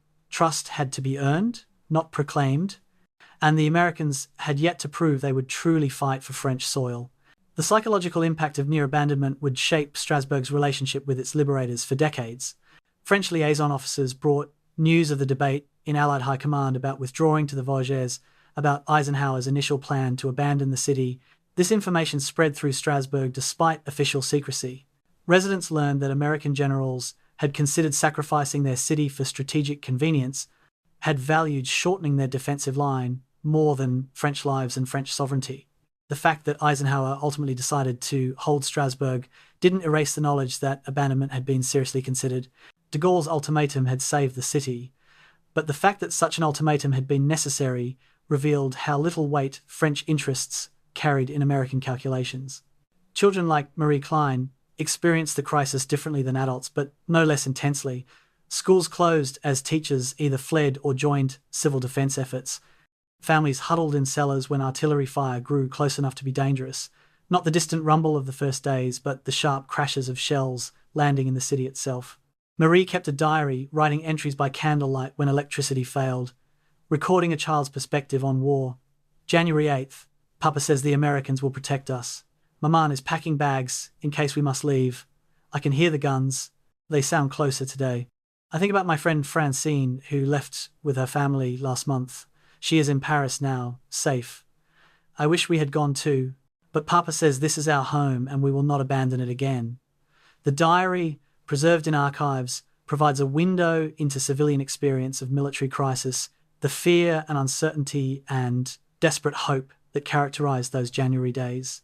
German artillery began shelling Strasbourg's outskirts on January 8th. The shells fell on residential neighbourhoods, on the industrial suburbs, on railway yards and roads. The bombardment wasn't intensive. German ammunition was limited, but it was systematic enough to cause casualties and create panic. Civilians died in their homes, killed by shell fragments that pierced walls. Others were caught in the open, trying to reach shelters when the shelling began. The city's hospitals, already crowded with military wounded from the fighting to the east, now received civilian casualties as well. Doctors performed triage, deciding which wounds could wait and which required immediate surgery, working without adequate supplies because nobody had anticipated needing to treat civilian casualties in a city supposedly far behind the front lines.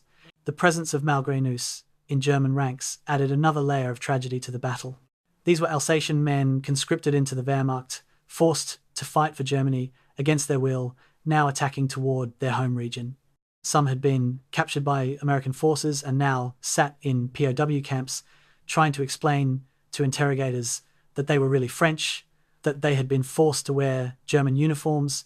Their explanation was true but difficult to prove. Some American units, not understanding the nuances of Alsatian history, treated them as German prisoners. The situation created impossible moral dilemmas. If Strasbourg fell and Germans occupied it again, would these men be forced back into Wehrmacht service? If they were liberated as POWs, would they be prosecuted for fighting on the German side? The legal and moral ambiguities of forced conscription played out in prison camps, while outside, the battle for their homeland continued. By January 10th, German forces had been stopped short of Strasbourg. The closest approach was 6 miles from the city centre, near the town of Kielstedt, where American and French forces had established a defensive line that German attacks could not break. The artillery bombardment continued sporadically, but the immediate danger of German troops entering the city had passed. Strasbourg's population emerged cautiously from cellars and shelters to assess damage and count the dead. The city had survived, but barely.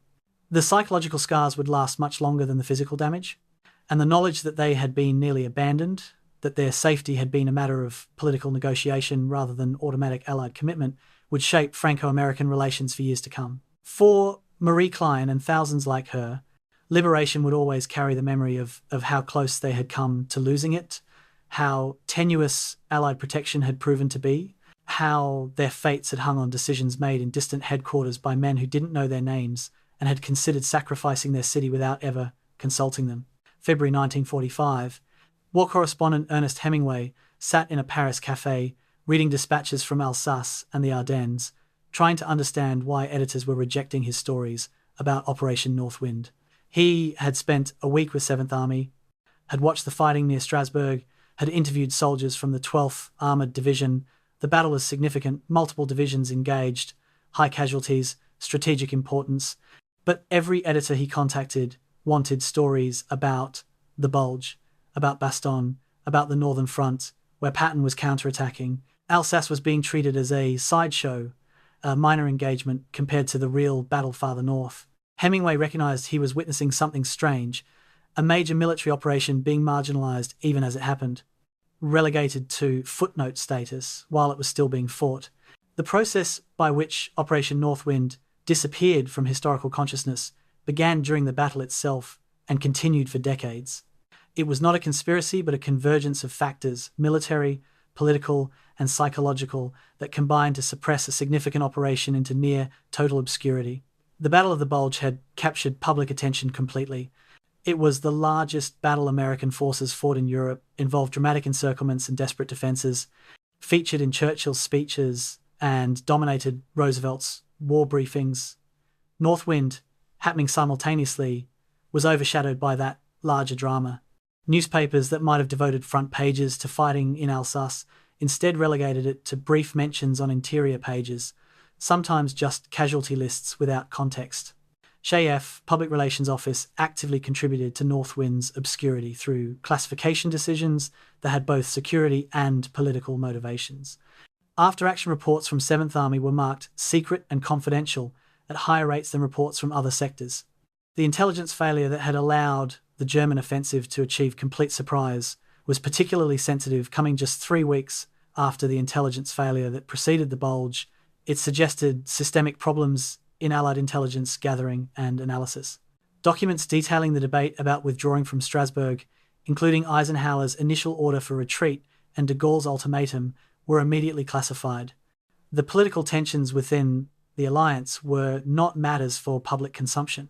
By the time these documents were declassified in the 1970s, the battle they described had been forgotten by everyone except the veterans who fought it. The Nuremberg trials in 1946 provided another opportunity for Northwind to enter public consciousness, but instead contributed to its marginalization. Prosecutors building cases against Nazi leadership focused on crimes against humanity, concentration camps, genocide, and aggressive war. Himmler's role as a military commander during Northwind was largely ignored. Prosecutors had no interest in portraying Nazi leaders as militarily incompetent that would undermine the narrative of German evil needing to be stopped through Allied righteousness. The prosecution preferred to emphasize Nazi criminality rather than Nazi failure. Himmler's suicide in May 1945 meant he never stood trial anyway. References to Operation Northwind in trial documents were minimal, appearing mainly in testimony about other topics rather than as subjects of examination themselves. The U.S. Army's official history of the European theatre, published in multiple volumes through the 1950s and 60s, reflected this marginalization in stark statistical terms. The Battle of the Bulge received 200 pages of detailed analysis, including tactical maps, order of battle charts, and extensive discussion of operational decisions. Operation Northwind received 15 pages. The disparity wasn't proportional to the battle's relative sizes. Northwind involved roughly 40% the forces of the Bulge and lasted nearly as long, but reflected the historical judgment that it was less significant. The authors, working under political and institutional pressures, minimized the intelligence failures, glossed over the political crisis, and presented Northwind as a failed German diversion rather than the serious threat it had been. German veterans associations after the war actively avoided discussing Northwind for reasons that mixed shame with political calculation. The operation had been commanded by Heinrich Himmler, whose name was associated with the SS and the Holocaust. German veterans trying to rehabilitate the Wehrmacht's reputation as having been clean and separate from Nazi crimes didn't want to highlight operations where SS and Wehrmacht had fought under SS command. Additionally, Northwind was a failure, and post-war German military memoirs preferred to focus on earlier campaigns when victories were still possible. The few German accounts that mention Northwind did so briefly, usually to criticize Himmler's incompetence, before moving quickly to other topics. Statistical analysis reveals the extent of historical marginalization. Between 1945 and 1970-42, major English-language histories of World War II were published. Only 8 mentioned Operation Northwind at all. Of those 8, 6 devoted fewer than 3 pages to it. The 2 that covered it in more detail were specialized military studies with limited circulation, popular histories that shaped public understanding of the war, works by William Shirer, John Toland. Stephen Ambrose either ignored Northwind entirely or mentioned it as a footnote to the Bulge. The battle that had involved 350,000 troops, caused 40,000 casualties, threatened Allied coalition collapse, and delayed the Rhine offensive by 3 weeks, was treated as historically insignificant. The psychological dimensions of this forgetting are revealing. Allied commanders preferred a narrative of continuous victory after the Bulge, German forces driven back, momentum recaptured, victory inevitable. Northwind complicated that narrative by showing that Germany could still attack, still achieve surprise, still create crises, even as the war entered its final months. Acknowledging Northwind's significance meant acknowledging that Allied victory was less certain, less inevitable than the triumphant narrative suggested. It meant admitting that intelligence failures continued after the Bulge, that political tensions nearly fractured the alliance, that German forces remained dangerous, easier to minimize the operation, to treat it as a minor action, to focus attention on clearer victories and simpler narratives. Veterans of 7th Army struggled for decades to gain recognition for their service during Northwind. Reunions of the 12th Armoured Division, the 70th Infantry Division, and other units that fought in Alsace featured veterans trading stories about battles nobody else seemed to know about. They attended Veterans Administration appointments and mentioned Northwind only to have doctors and bureaucrats look confused, unfamiliar with the operation. They watched Band of Brothers and Saving Private Ryan and other popular depictions of World War II that focused exclusively on more famous battles. The psychological impact of fighting in a forgotten battle created unique challenges. Veterans whose experiences were significant but unrecognized, whose sacrifices were real but unacknowledged. By the 21st century, as the last Northwind veterans entered their 90s and began dying, historical reassessment finally began. Military historians, freed from the political constraints of the immediate post-war period, started examining declassified documents and recognizing the operation's significance. Academic works published after 2000 began arguing that Northwind deserved reconsideration. that it revealed important aspects of late-war Allied coalition politics, German operational capabilities, and the intelligence challenges of fluid warfare. But this scholarly reassessment reached only academic audiences. Popular understanding of World War II remained shaped by decades of marginalization. Operation Northwind remained what it had been since 1945, the battle history forgot. January 6, 1945, near Herlesheim, France. Corporal James McKinney crouched in the commander's hatch of his M4 Sherman tank, watching through binoculars as a German Panther positioned itself behind a stone wall 800 meters away. McKinney's gunner, Sergeant Paul Hernandez, had the Panther in his sights, but both men knew the mathematics of the engagement. Their 75mm gun could penetrate Panther frontal armor only at ranges under 500 meters. At 800 meters, their shells would bounce off like stones thrown at a castle wall. But the Panther's high-velocity 75mm gun could destroy their Sherman at well over 1,000 meters. They were outranged and outgunned. McKinney made the calculation that American tank commanders all across Alsace were making, accepting vulnerability, moving forward, trying to close the distance before the German gunner fired first. The technical disparity between American and German armor in 1945 was stark and widely understood by crews on both sides. German Panthers featured sloped frontal armor, 80mm thick at the glacis plate, which when angled effectively provided protection equivalent to 120mm. The Panther's gun could penetrate 138mm of armor at 1,000 meters. The Sherman's frontal armor was 76mm at the turret face, 64mm on the hull. The Sherman's 75mm gun could penetrate 68mm at 1,000 meters. In a frontal engagement at typical combat ranges, the Panther held overwhelming advantage. The technical specifications translated into brutal reality. German tanks could destroy American tanks before American tanks could effectively return fire. The experience of tank crews fighting in Northwind shaped how the military understood armor warfare and influenced post-war tank design. Lieutenant Robert Walsh, commanding a tank platoon in Combat Command B of the 12th Armored Division, kept a detailed journal that documented 32 separate tank engagements during the offensive. His records showed that in frontal engagements at ranges over 600 meters, American success rate was approximately 20%, meaning 4 out of 5 American tanks that engaged Panthers frontally at distance were destroyed before achieving kills. At ranges under 400 meters, where Shermans could hit weak points like the turret ring or lower glacis plate, success rates improved to 60%. The tactical conclusion was obvious. American tanks had to close to point-blank range, accepting casualties in approach, to have reasonable chance of survival. American doctrine adapted to technical limitations through tactics, emphasizing coordination over individual superiority. The swarm technique developed during Northwind involved multiple tanks attacking a single German tank from different angles simultaneously. While the German tank engaged one target, others maneuvered to flanking positions. The German crew faced impossible choices: engage the closest threat or try to protect vulnerable side armor. American crews accepted that some tanks in the swarm would be destroyed. The mathematics were cold but clear, but calculated that coordinated attack offered better survival than individual engagement. Platoons operated as units designed to lose 2 tanks to destroy 1 Panther, trading American numerical superiority for German technical superiority. Artillery integration became another critical tactical adaptation. American tanks advanced under artillery support that German tanks lacked due to deteriorating German logistics.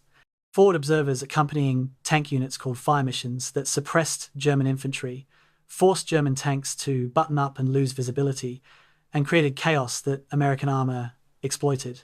The combination of artillery and armor, the combined arms approach, American doctrine emphasized partially compensated for technical inferiority. German tanks might be superior in one-on-one engagements, but they rarely fought one-on-one engagements against American forces that coordinated multiple weapon systems. The arrival of M26 Pershing heavy tanks in late January created excitement that proved premature. The Pershing featured 90mm gun and heavier armor, technical specifications comparable to German heavy tanks, but only 20 Pershings reached Europe by the end of Northwind, too few to influence the battle. Crews trained on Shermans found the Pershing difficult. It was slower, less maneuverable, mechanically complex. Its gun could destroy Panthers and Tigers reliably, but its mechanical reliability was poor. Several Pershings broke down during initial deployment. spending more time being repaired than fighting. The psychological impact of having technically competitive tanks was significant, but the practical impact on Northwind operations was minimal. Maintenance reality revealed another dimension of American advantage that partially offset German technical superiority. Sherman mechanical reliability approached 85%, meaning at any given time, 85% of Sherman tanks were operational and combat ready. German tank operational readiness during Northwind averaged 40%. Panthers and Tigers were mechanically complex, required specialized parts that German logistics couldn't consistently provide, and broke down frequently. A technically superior tank that spent half its time broken down was less effective than a technically inferior tank that remained operational. American mechanics, supplied with standardized parts and equipped with adequate tools, kept Shermans running. German mechanics improvised repairs with scavenged parts and kept tanks operational through heroic effort, but couldn't overcome systemic logistics failure. Crew survival statistics complicated the narrative of German technical superiority. Sherman crews could evacuate their tank in 7 to 12 seconds when hit. The Sherman's design featured multiple hatches, relatively spacious interior, and ammunition stored in ways that didn't always lead to catastrophic explosion. Panther crew evacuation took 15 to 20 seconds. The Panther's interior was cramped, escape hatches were fewer and smaller, and ammunition storage made fires more likely. Ironically, the Sherman's reputation as a death trap obscured the reality that Sherman crews often survived their tank being destroyed, while Panther crews more often died with their tank. This didn't make Sherman crews feel safer. Nobody wants to be in a tank that can be penetrated easily, but it meant that experienced Sherman crews survived to fight again, while experienced German crews died at higher rates. The psychological toll of fighting in technically inferior tanks was significant and appeared in soldier letters and journals. Tank crews knew they were outgunned. They knew that German crews could kill them from ranges where they couldn't effectively return fire. They knew that charging toward enemy tanks went against every survival instinct. Yet they did it anyway, because orders demanded it, because their infantry needed support, because retreat meant abandoning wounded, because accepting vulnerability was the price of eventual victory. The courage this required was different from the courage of soldiers in fair fights. This was the courage of accepting bad odds, of advancing when logic said stop, of trusting that numbers and tactics would overcome technical inferiority even though individuals would die in the process. By the end of Northwind, American tank crews had developed grim expertise in fighting Panthers and Tigers. They knew the weak points, lower glacis, turret ring, rear armor, the spot where hull met turret on the Panther's right side. They knew the tactics approach under smoke, coordinate with infantry, never attack alone, use terrain to close distance. They knew the sounds, the crack of the Panther's gun, the deeper boom of the Tiger's 88mm, the whine of traverse motors as German turrets turned toward new targets. They became experts through survival, through watching comrades die, through learning lessons written in burning tanks and dead crews. The technical specifications that had seemed so daunting in training were just numbers. The reality was smoke and fire and the desperate rush to close distance before the German gunner fired, the long seconds of vulnerability, the relief or terror when steel met steel and somebody lived or died based on inches and angles and luck. January 15th, 1945. Major Hans Richter, quartermaster officer for the 13th SS Corps, reviewed fuel consumption reports with growing desperation. His units were consuming 400,000 litres of fuel per day during intensive operations. Current supply delivery rate, 120,000 litres per day. The mathematics were brutally simple. German armoured formations were running out of fuel faster than supply could replenish it. Tanks were being rationed to 5 kilometres of movement per day, barely enough to reposition, insufficient for exploitation of any tactical success. Richter knew what this meant. The offensive was dying not from American resistance, but from its own logistics, starving itself of the resources needed to continue operations. The attack was reaching what military theorists call the culminating point, the moment when an offensive loses momentum and must transition to defense. The concept of culmination in warfare, first articulated by Clausewitz, describes the mathematical reality that every offensive eventually exhausts itself. Casualties accumulate, supplies dwindle, troops become fatigued. The attacking force's power decreases, while the defender's power, falling back on shorter supply lines and prepared positions, increases. At some point, these curves intersect. The attacker can no longer attack effectively. The defender can begin counterattacking. For Operation Northwind, this culminating point became visible in mid-January through multiple indicators that, taken together, showed an offensive running out of steam. American intelligence officers tracking German attacks noticed the pattern first. Daily penetration depth, how far German units advanced each day, had decreased steadily since January 8th.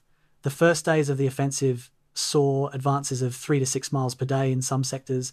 By January 15th, daily advances had shrunk to half a mile or less. Attack durations grew shorter. Initial German assaults often lasted 6 to 8 hours as units pushed through resistance. By mid-January, attacks lasted 2 to 3 hours before being called off. The frequency of attacks also declined. Early in the offensive, German units attacked multiple times per day. Now they were launching one attack per day, sometimes less. Somebody was running out of something: men, ammunition, fuel, or will. German casualty reports, captured through ultra-intercepts and prisoner interrogations, told a grim story of attrition. The 10th SS Panzer Division, which had entered the offensive at approximately 16,000 men, reported 9,000 effectives by January 18th, nearly 45% casualties in 17 days. Other divisions showed similar depletion.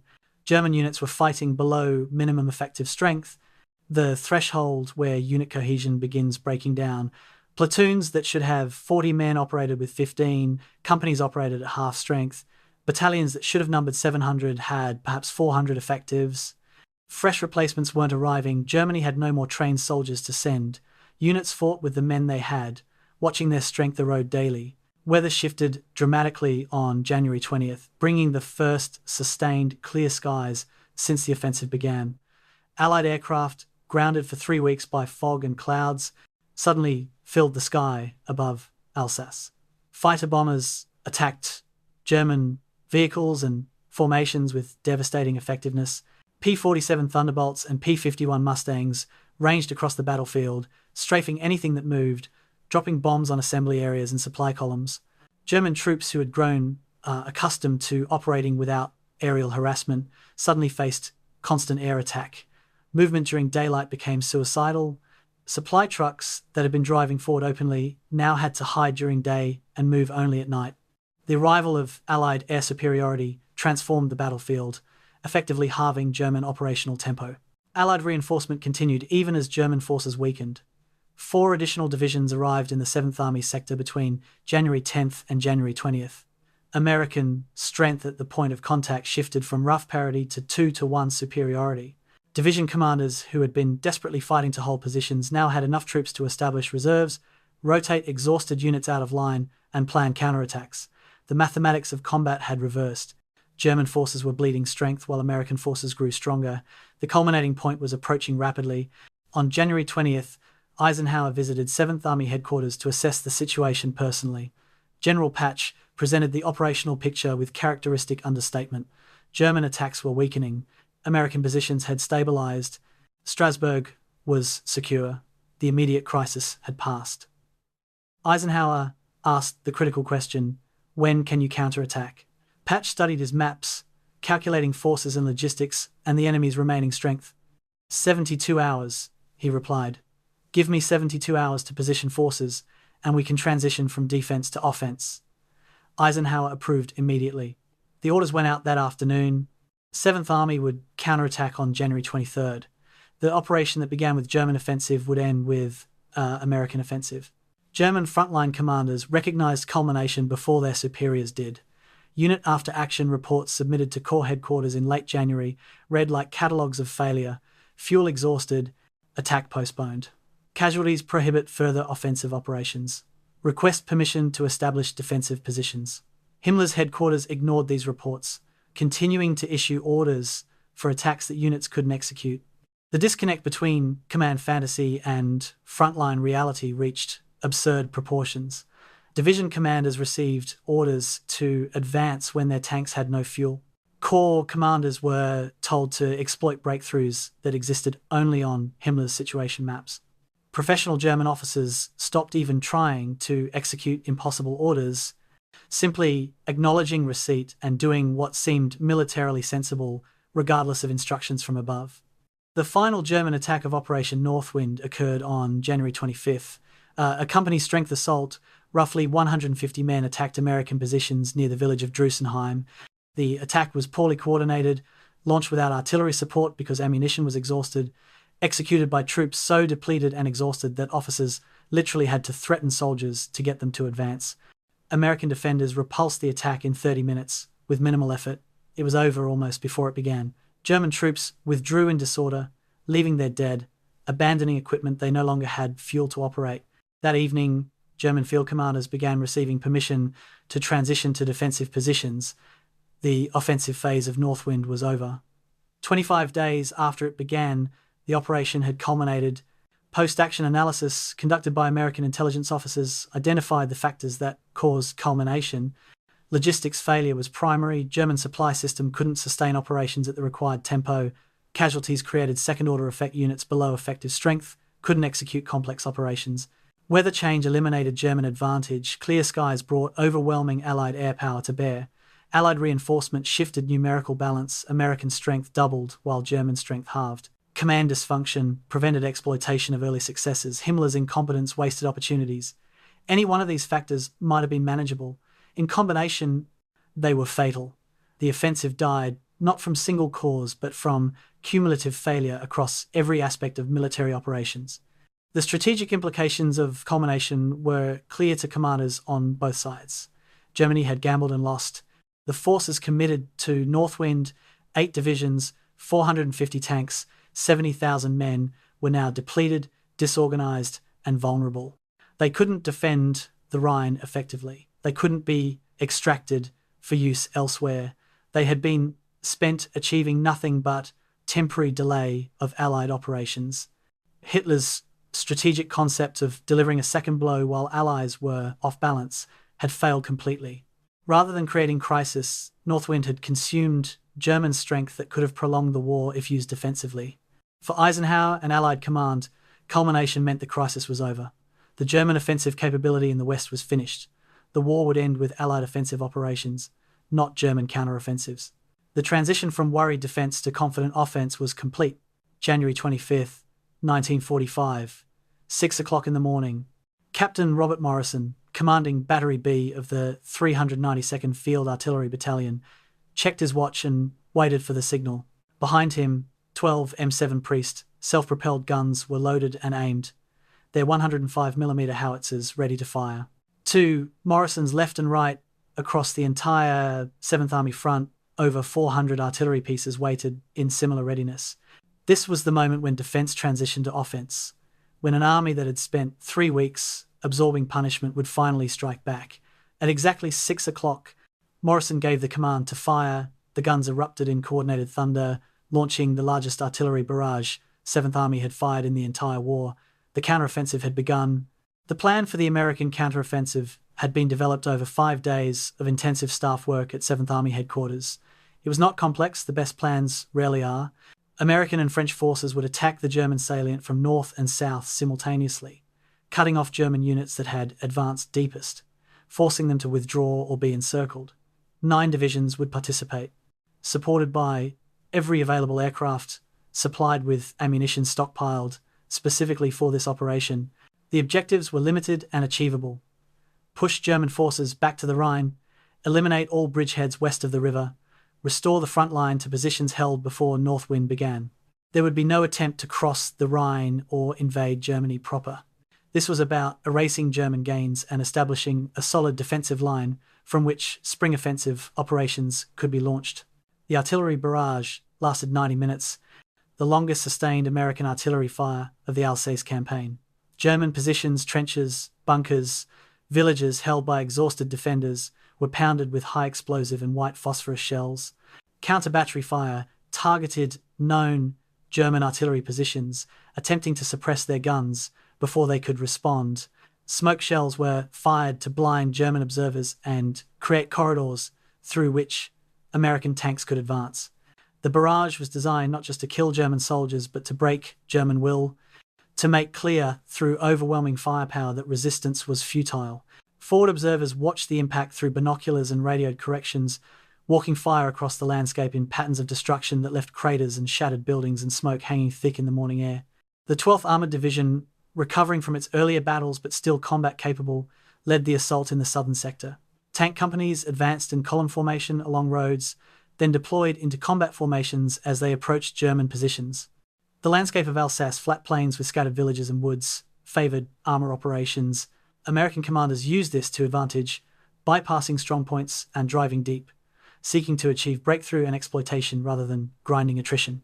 By midday on January 25th, lead tank battalions had advanced 8 miles, overrunning German supply depots and capturing surprised German troops who had thought themselves safely behind the front line.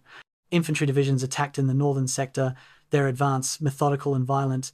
The 45th Infantry Division, the 70th Infantry Division, units that had absorbed the initial German assault 3 weeks earlier, now pushed forward to retake ground they had lost. Village by village, farm by farm, they advanced against German resistance that varied from fanatical to non-existent. Some German units fought desperately, knowing that surrender meant prison camp and likely years of captivity. Others, exhausted and out of supplies, surrendered readily, grateful the war was ending for them. American soldiers who had spent weeks being attacked now experienced the satisfaction of attacking, of seeing German troops retreating, of watching an enemy offensive collapse into rout. The fighting was intense but brief in most locations. German units below effective strength, low on ammunition, and demoralized by weeks of failed offensive operations, couldn't sustain defense against fresh American forces, attacking with overwhelming support. By January 26th, just the second day of the counteroffensive, American forces had advanced an average of 3 to 5 miles across the entire front. German prisoners began arriving at collection points in large numbers, 200 here, 500 there, sometimes entire companies surrendering intact.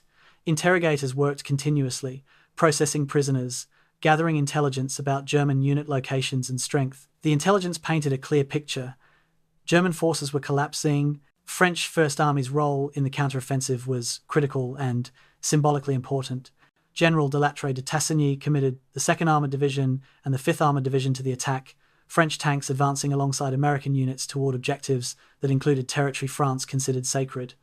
The Colmar Pocket, a German-held salient south of Strasbourg, became primary French objective.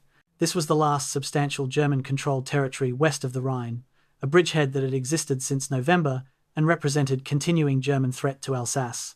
French forces attacked the pocket from multiple directions, supported by American artillery and air power, determined to eliminate this final German presence in French territory. The elimination of the Colmar Pocket became a battle within the larger battle, lasting from January 26th through February 9th. German forces defending the pocket fought with determination born of desperation. They had nowhere to retreat except across the Rhine, and that meant abandoning equipment and accepting defeat. French forces attacked with equal determination, their motivation intensely personal. These were French soldiers liberating French soil, fighting an enemy that had occupied their country for 4 years. The fighting in the Colmar Pocket was vicious, street-to-street combat in towns like Colmar and Neuf-Brisach, neither side giving quarter. French casualties were heavy, over 6,000 in 2 weeks, but the outcome was never in doubt once the attack began. German forces were simply too weak, too undersupplied, too exhausted to hold. By February 9th, the last German troops west of the Rhine had been killed, captured, or driven across the river. The Colmar Pocket ceased to exist. American patrols reached the Rhine south of Strasbourg, establishing observation posts along the river that would serve as jumping-off points for future operations. The counter-offensive had achieved all its objectives in 2 weeks, a remarkable contrast to the 3 weeks of desperate defense that preceded it. German forces had been pushed back across the entire front, territory lost during Northwind had been retaken, the threat to Strasbourg had been eliminated, and critically, German divisions that might have defended the Rhine in strength had been shattered, their remnants retreating in disarray. The human cost of the counteroffensive was substantial, but less than defensive operations had cost. American forces suffered approximately 6,000 casualties during the 2 weeks of attack, compared to over 14,000 during 3 weeks of defense. The ratio reflected both the momentum of offense and the weakness of German resistance. French forces paid higher price, proportionally 6,000 casualties from smaller force commitment, reflecting the intensity of fighting in the Colmar Pocket. German casualties during the counteroffensive exceeded 22,000, including prisoners, a catastrophic loss that effectively destroyed the combat capability of units involved in Northwind. Tank and vehicle losses told similar story of American advantage during offensive operations. American forces lost approximately 75 tanks during the counteroffensive, compared to 150 during defensive phase. German losses exceeded 400 tanks and assault guns, many abandoned for lack of fuel rather than destroyed in combat. American mechanics recovered and repaired many American tanks that had been damaged. Sherman mechanical simplicity and parts availability meant that vehicles could be returned to service quickly. German tanks that broke down or ran out of fuel were lost permanently. No parts, no fuel, no mechanics to effect repairs. The technological gap that had favoured Germany in individual engagements reversed at operational level due to logistics and maintenance superiority. Air power dominated the counteroffensive in ways that defensive operations hadn't permitted. Clear weather allowed Allied aircraft to fly thousands of sorties in support of ground operations. Fighter bombers attacked German vehicles, artillery positions, troop concentrations, and supply columns. Medium bombers struck rail yards and bridges behind German lines, interdicting retreat routes and preventing reinforcement. The psychological effect on German troops of continuous air attack was devastating. Soldiers who had spent years watching the Luftwaffe dominate European skies now cowered in holes and cellars, while American planes roamed overhead without opposition. The shift from German air superiority in 1940 to American air supremacy in 1945 represented revolution in warfare, and Northwind demonstrated the results. An army without air cover in an era of air warfare was an army doomed to defeat. February 10, 1945, Lieutenant Donald Marsh, Graves registration officer for the 45th Infantry Division, supervised a burial detail in frozen ground near the village of Reipertswiller. The ground was so hard that jackhammers and picks were required before shovels could be used. 37 American soldiers would be buried in this temporary cemetery, their bodies recovered from battlefields across the division's sector. Each body was identified through dog tags, personal effects documented, burial location recorded for eventual transfer to permanent cemetery. Marsh had been doing this work for 6 months, since Normandy, but the emotional toll never lessened. These were boys, most of them younger than Marsh's 26 years, who would never go home except as bodies in coffins. Their war was over, his continued. The immediate aftermath of Operation Northwind revealed the human and material costs in stark detail that statistics couldn't fully capture. American casualties totaled 14,700, 2,800, 36 killed, 8,342 wounded, 3,538 missing or captured. Each number represented a person, a family receiving devastating telegram, a life altered or ended. Medical facilities that had been overwhelmed during the fighting now faced the long work of evacuating wounded to rear area hospitals, performing follow-up surgeries, addressing infections that had developed when initial treatment was necessarily hasty. Some soldiers would recover fully, others would carry wounds, physical or psychological, for the rest of their lives. German casualties were substantially higher but harder to quantify precisely. American intelligence estimated 25,000 total German casualties during Northwind, and the subsequent counteroffensive approximately 6,000 killed, 17,000 wounded, and 22,000 captured. The captured included entire units that had surrendered intact, their officers recognizing that further resistance was pointless. Prison camps in France swelled with German soldiers, many relieved that for them the war was over. They would spend months or years in captivity, but they would survive. Their comrades still fighting in Germany proper would likely die in the final months of the war. In that sense, capture was fortune rather than tragedy.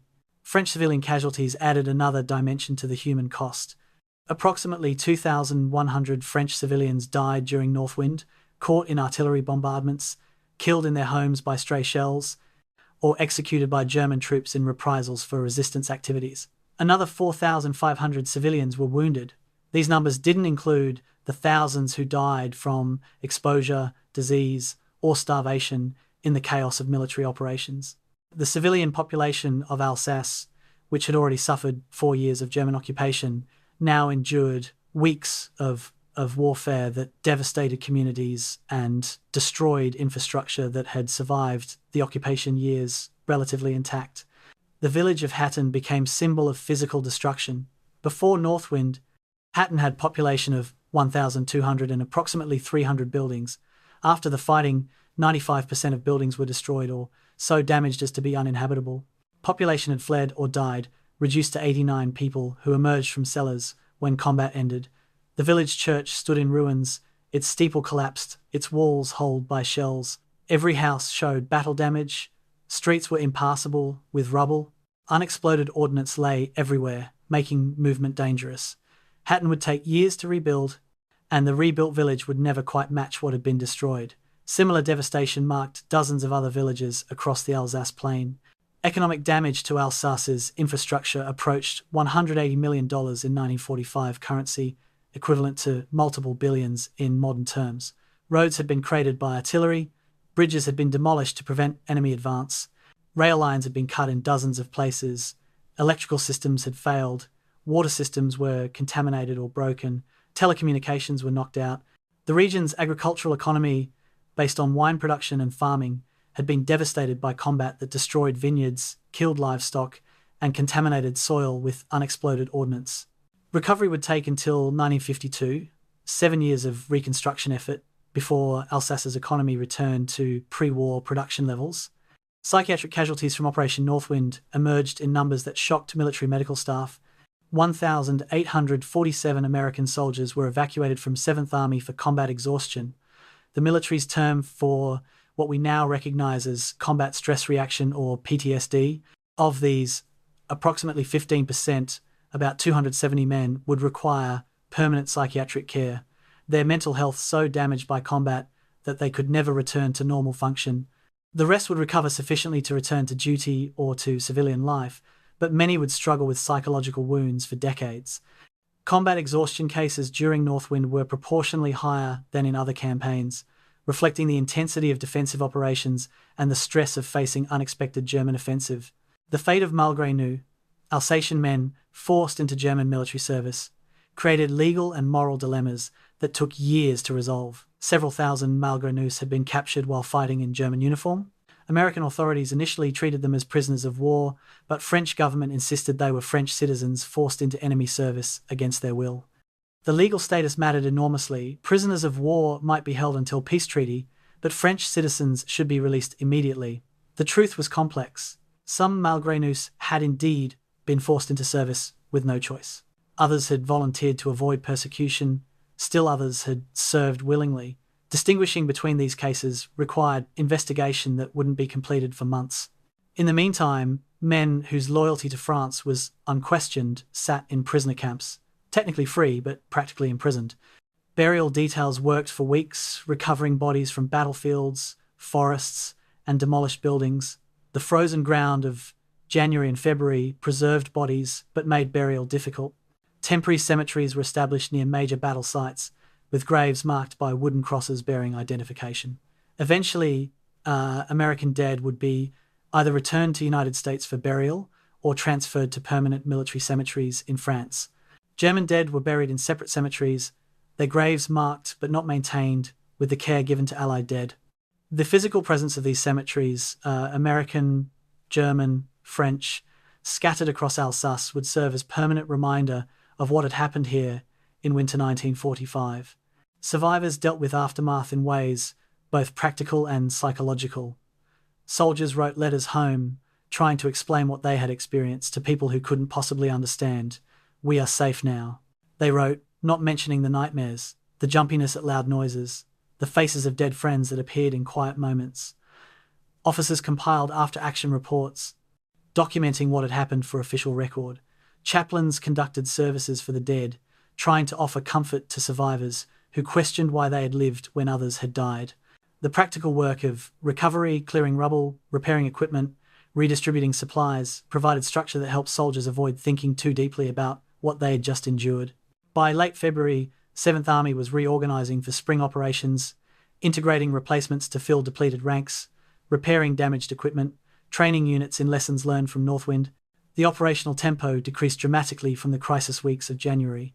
Soldiers who had fought continuously for 3 weeks got rest, hot food, showers, and sleep.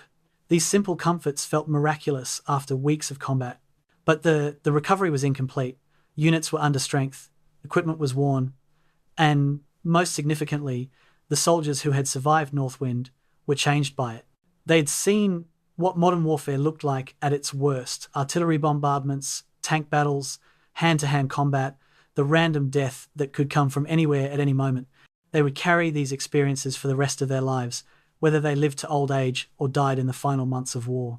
The morning after Northwind was quieter than the weeks before, but it was not peaceful. The war continued, and so did they. March 1945. Supreme Headquarters, Allied Expeditionary Force, Versailles.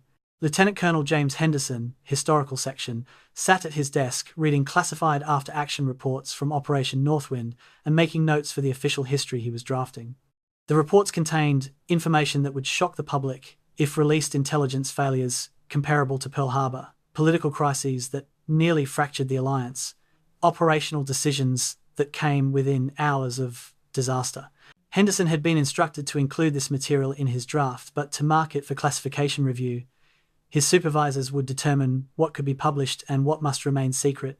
As Henderson read through General Eisenhower's private assessment, the Alsace front came within 48 hours of complete collapse. He understood that most of what he was reading would never reach public eyes. The process by which Operation Northwind's true significance was classified and hidden began immediately after the battle ended and continued for nearly 3 decades. Documents revealing intelligence failures were marked secret or top secret, with classification periods extending to 1973, 28 years after the events they described. The official explanation for classification was security, protecting intelligence sources and methods, avoiding disclosure of capabilities that might aid future enemies. The unofficial reason, understood by everyone involved, was embarrassment. Allied intelligence had failed catastrophically twice in 3 weeks. Revealing this would undermine public confidence in military leadership, complicate post-war institutional arrangements, and call into question competence of officers who remained in positions of authority. Eisenhower's private memorandum, written in March 1945 and immediately classified, revealed his assessment of Northwind's significance. The German offensive in Alsace, he wrote, achieved tactical surprise comparable to the Ardennes offensive and created a strategic crisis that required political intervention at the highest level to resolve. Had General de Gaulle not forced the issue, had we withdrawn from Strasbourg, as military logic suggested, the consequences for Allied unity would have been catastrophic. This frank admission that political considerations overrode military judgment, that Allied strategy was driven by coalition management as much as battlefield reality, was exactly the kind of information that classification was designed to suppress. It would remain classified until 1976. General Omar Bradley's staff prepared an extensive after-action report on intelligence performance during December 1944 and January 1945. The report, 89 pages of detailed analysis, documented how intelligence failures preceded both the Bulge and Northwind, identified systemic problems in intelligence gathering and analysis, and recommended structural reforms. The report was immediately classified secret and stamped not for public release. Bradley himself wrote in covering memo that public disclosure of the intelligence failures documented in this report would severely damage public confidence in military intelligence organizations and compromise ongoing operations. The report would not be declassified until 1973, and even then, certain sections remained redacted. The debate within Shaif Historical Section about how to treat Northwind in the official history revealed institutional pressures to minimize the operation's significance. Some historians argued for comprehensive coverage proportional to the battle's size and impact, perhaps 60 to 80 pages, with full documentation of intelligence failures and political crises. Others argued that emphasizing Northwind would distract from more important operations, that limited coverage was appropriate given that the offensive had failed. The final decision, made at levels above the historical section, was to include Northwind but minimize its significance, 15 pages focusing primarily on tactical operations with minimal coverage of intelligence and political dimensions. Documents supporting more extensive coverage were classified and filed separately. General George Patton's diary, published posthumously in 1947 after his death in a car accident, contained entries that contradicted the official minimization of Northwind's significance. On January 4, 1945, Patton wrote, "The German attack in Alsace is more dangerous to Third Army than the Bulge. If they reach Strasbourg and threaten my southern flank, I will have to pull divisions from the Ardennes counteroffensive." Eisenhower doesn't seem to grasp how serious this is. These diary entries, published before the official history, created awkward questions about why Patton viewed Northwind as more threatening than official accounts suggested. The answers required reference in classified documents, which couldn't be done, so the discrepancy simply remained unexplained. The intelligence postmortem conducted in February 1945 produced findings that explained why Northwind achieved surprise, but also why those findings had to be classified. The report concluded that intelligence failure resulted from cognitive bias following the Bulge surprise, organizational understaffing in 7th Army Intelligence Section, and inadequate coordination between air reconnaissance, and human intelligence sources. These failures were systemic rather than individual, suggesting institutional rather than personal responsibility. This conclusion was politically unacceptable. Institutional failure implied that the intelligence system itself was flawed, that simply replacing individual officers wouldn't solve the problem, that fundamental reforms were needed. Such admission would undermine confidence in intelligence capabilities at a moment when those capabilities remained critical to ongoing operations. Comparative analysis that was prepared but classified demonstrated Northwind's significance relative to better-known operations. The analysis showed that Northwind involved 40% the forces of the Bulge, but created political crisis disproportionate to its size. It delayed the Rhine crossing by 3 weeks, the same delay caused by Market Garden's failure in September 1944. It came closer to achieving breakthrough at Strasbourg than German forces in the Bulge came to reaching the Meuse River. These comparisons suggested that historical treatment of Northwind as minor operation was unjustified by facts, but the comparisons themselves remained classified because they called into question official historical narrative. The relationship between classification and historical memory was direct and intentional. Documents marked secret couldn't be cited in published histories. Information that remained classified couldn't shape public understanding. By classifying documents that demonstrated Northwind's significance, military authorities ensured that the operation would be marginalized in historical accounts.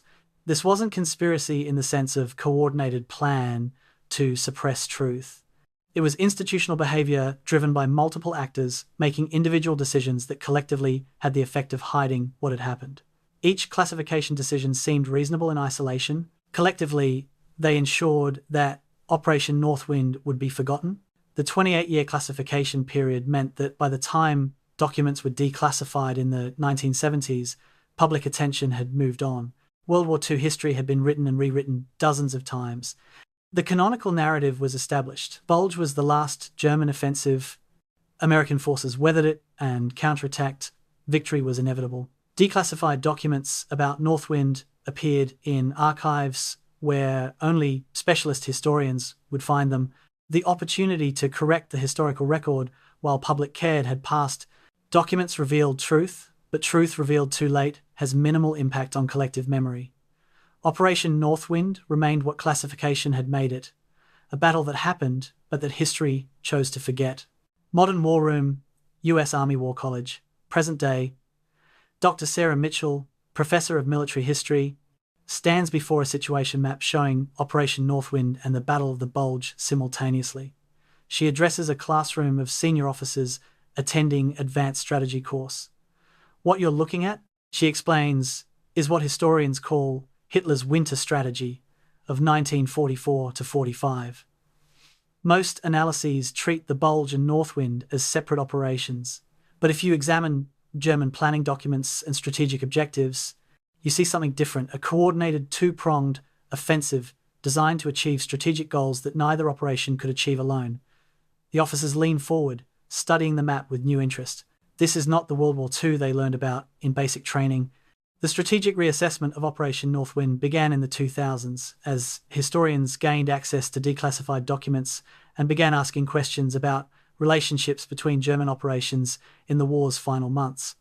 Traditional historiography treated the Bulge as Hitler's final gamble and Northwind as afterthought, a minor operation undertaken when the Bulge had already failed.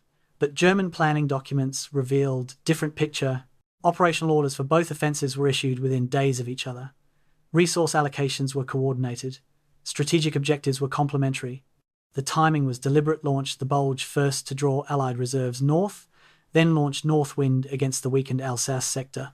The two operations were halves of single strategic concept. Hitler's strategic objective wasn't to win the war through these offensives by December 1944. Even Hitler understood that Germany couldn't achieve military victory against the combined strength of Allies and Soviets.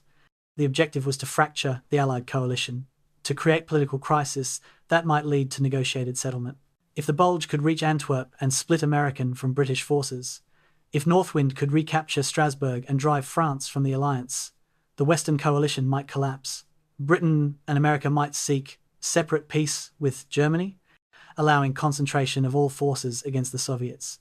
This was fantasy, born of desperation, but it explained the operational logic better than treating each offensive as isolated gamble. The force allocation reveals this coordinated strategy. Germany committed approximately 160,000 troops to the Bulge and 70,000 to Northwind, a ratio of roughly 7-3. But the American forces defending these sectors were allocated 9-3. 12th Army Group in the north had far stronger defences than 7th Army in Alsace. The force matching was deliberate.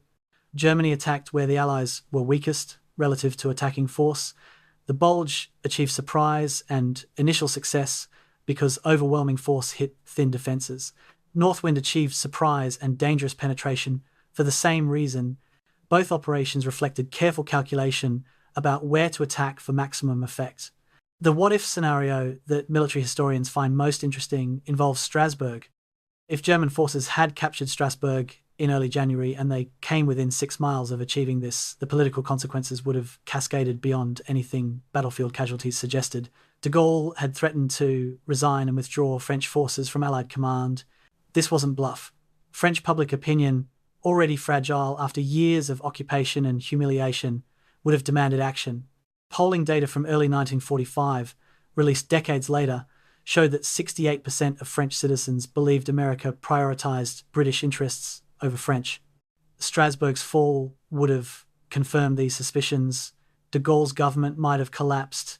France might have withdrawn from active combat operations. The political dimension multiplied military significance. Coalition stress analysis reveals how close the Western Alliance came to fracturing. The period from January 2nd to January 4th, 1945, was the lowest point in Allied unity since formation of the coalition. De Gaulle refused to take American calls. Eisenhower and Churchill exchanged cables discussing whether to proceed without France. American commanders privately discussed whether they could continue operations if French forces withdrew. British commanders worried about whether they would be next if Americans demonstrated willingness to sacrifice allies for operational convenience. The cables and memoranda from these 3 days, now declassified, show alliance in crisis. Military cooperation continued because Eisenhower reversed his withdrawal decision, but the trust necessary for coalition warfare had been severely damaged. Time analysis demonstrates Northwind's strategic impact through delay it imposed on Allied operations. The Rhine crossing that was scheduled for February 19, 1945 was postponed to March because forces and supplies that should have been accumulating for offensive were instead committed to containing Northwind. 3 weeks delay doesn't sound significant, but military operations build on tight schedules where each delay creates cascading effects. The 3-week delay in crossing the Rhine meant 3-week delay in entering Germany proper, which meant war extended 3 weeks longer than necessary, which meant thousands of additional casualties, both military and civilian. Soviet forces advancing from the east gained 3 additional weeks to penetrate deeper into Germany.